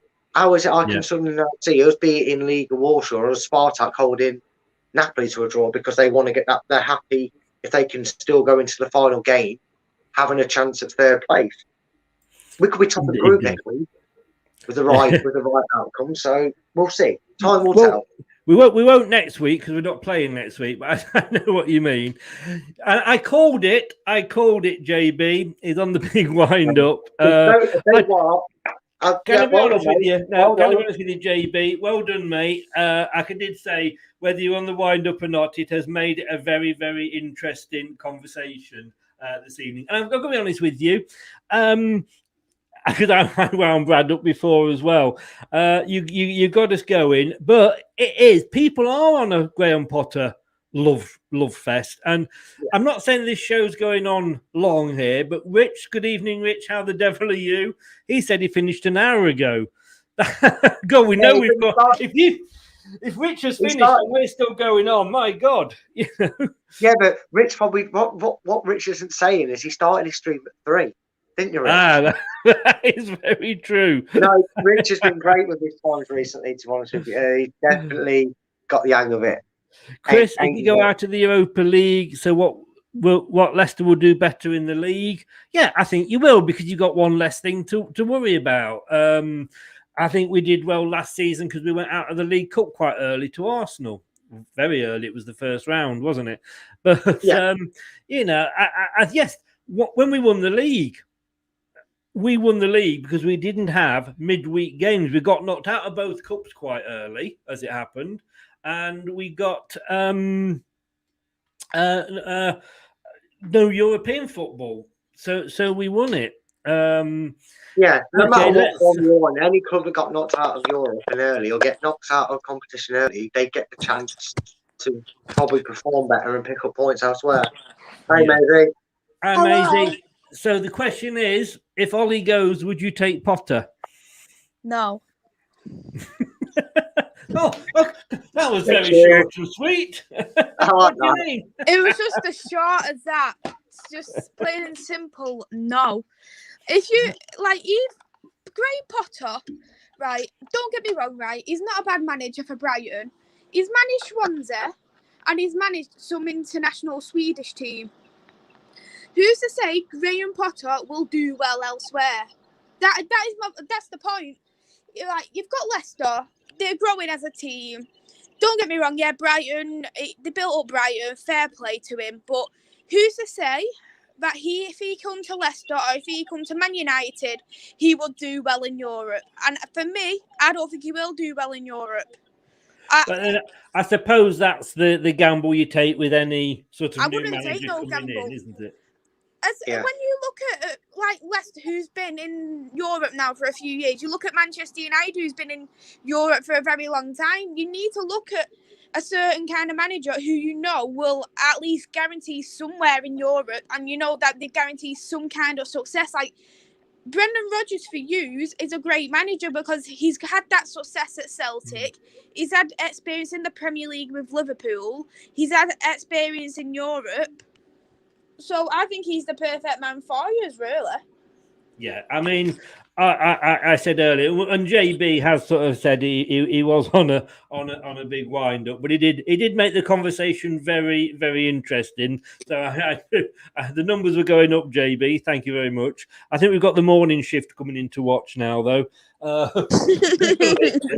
Literally. It's been quite a good discussion, though, mate, hasn't it? It's been a very interesting one to discuss. It has, and I think what JB actually highlighted, if we're honest, is this love-in that everybody seems to have for Graham Potter.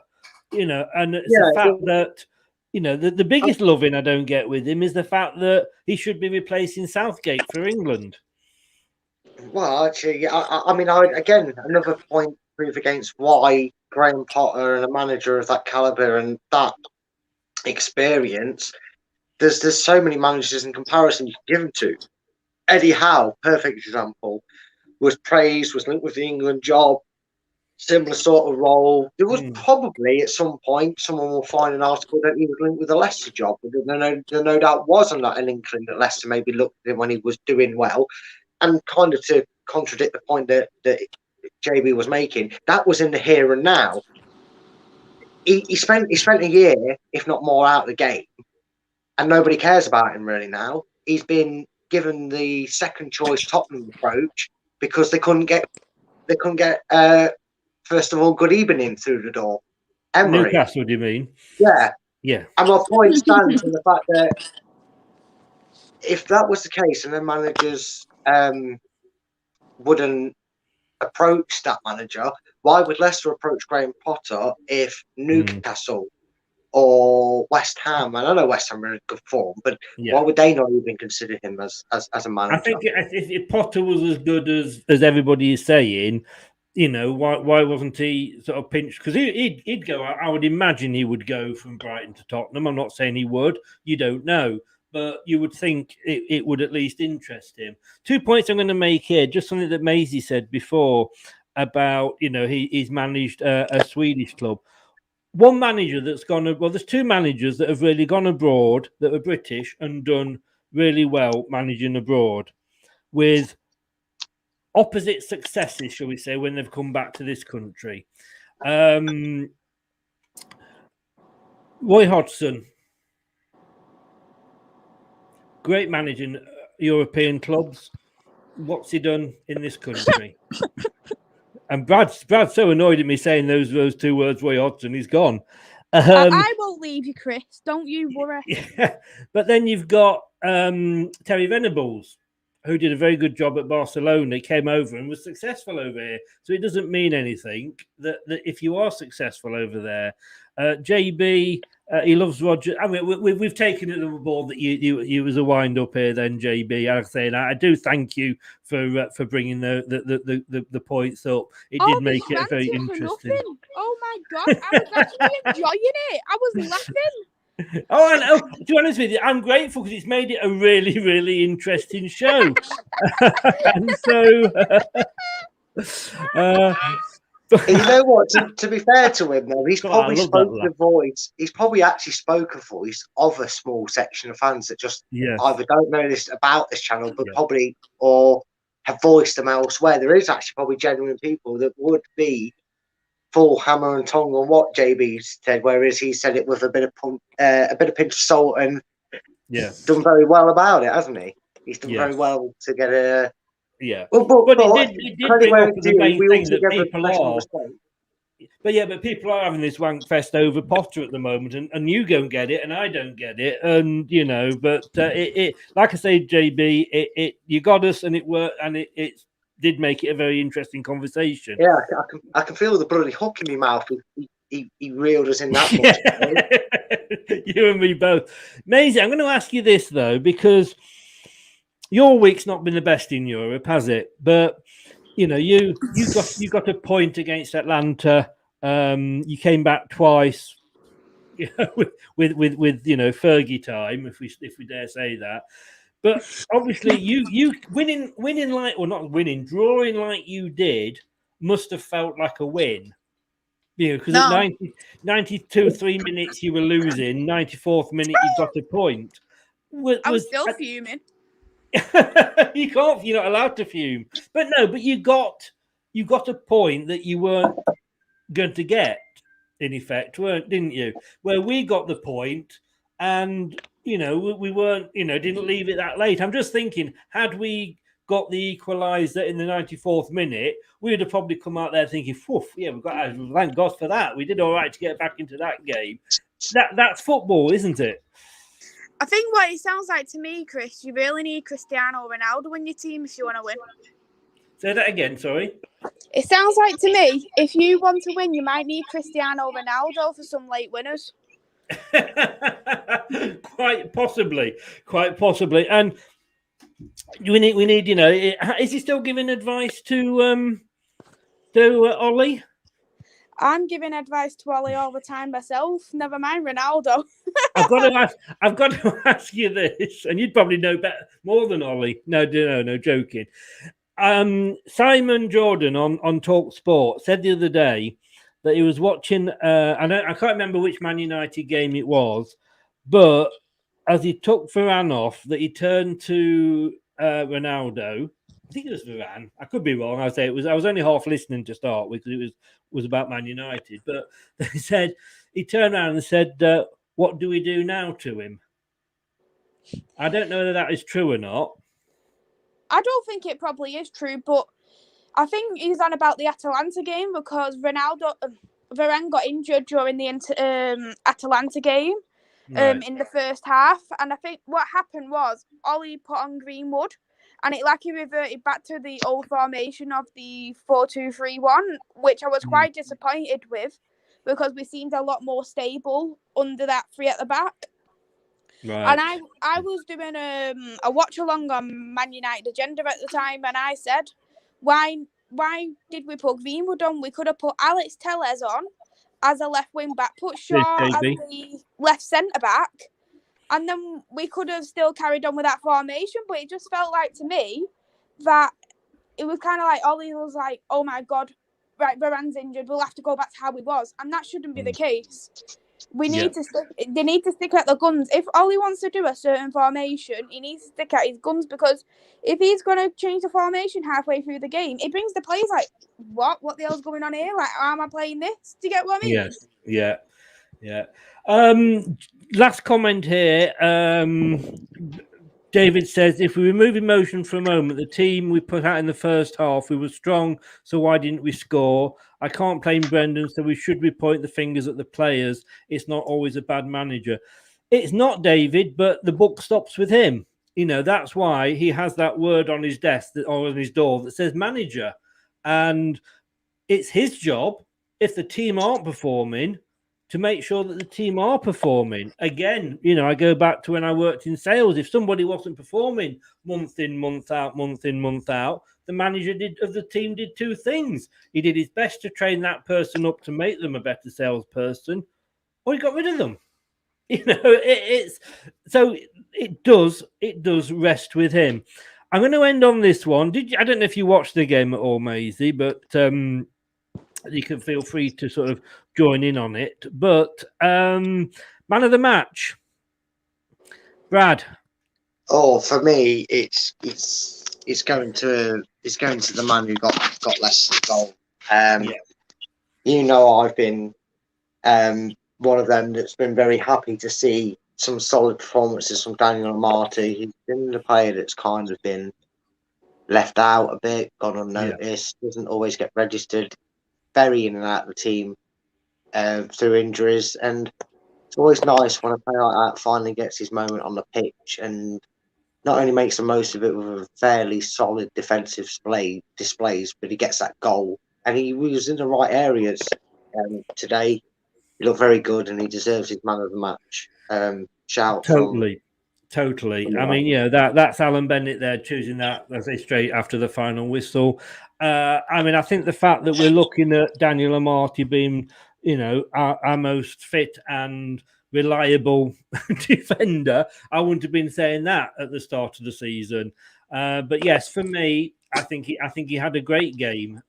Probably didn't have much to defend against, in fairness, when we looked at the stats earlier. So take that into account. But you know, a goal, you know, an assist from Perez, I'll have you know, Brad.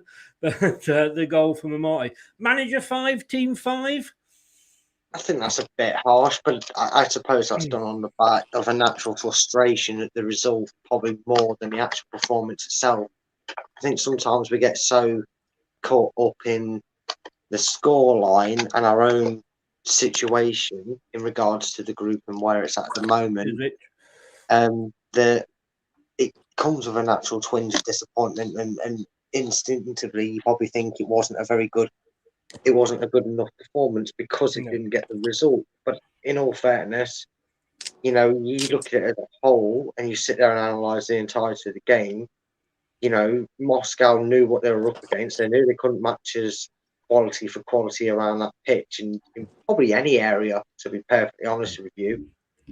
So they had to do what they felt was necessary. And like I said, in the second half, the reason it probably started to seem a bit more a bit more defensive, probably more enduring credit towards Spartak Moscow doing what their quality allows them to do, which was stick, like I said, 7 or 8 men behind the ball for the majority of that second half.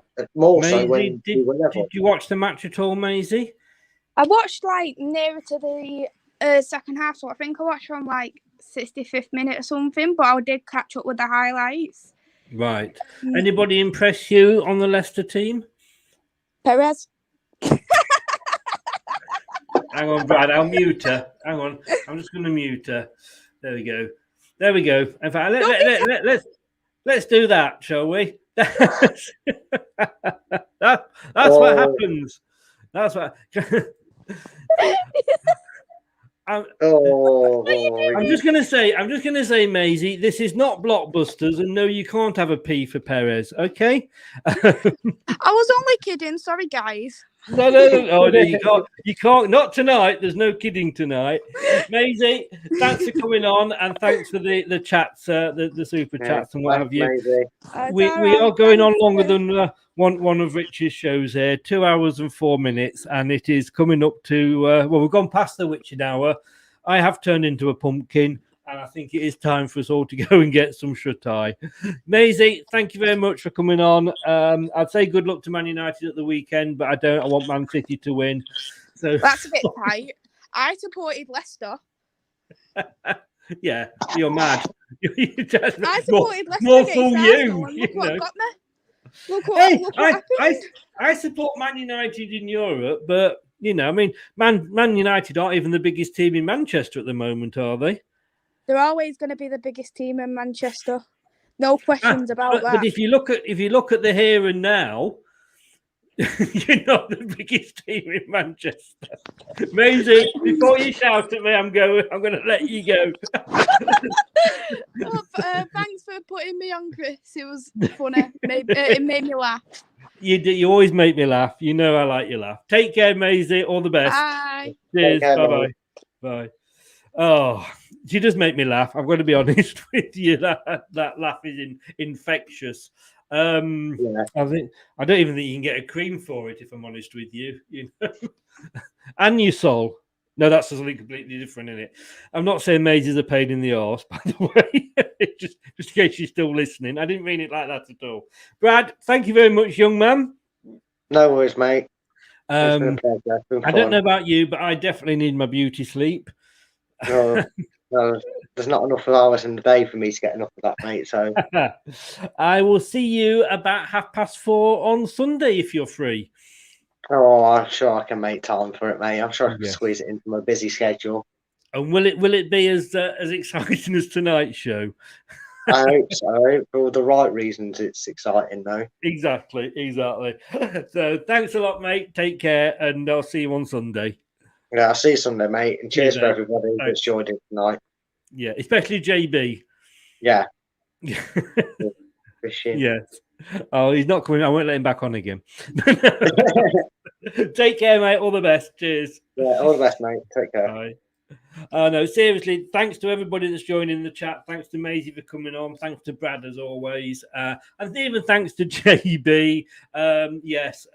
It did highlight the fact that there is this, and I just don't understand it, but there is a Graham Potter love fest going on. And any Leicester fans that want Brendan want Brendan out. Any Leicester fans want Brendan out. Wind your neck in. Think where we've been for the last few seasons. You know, we've had a relegation fight with, which was why Shakespeare took over. We had another relegation fight, which is why Puel took over.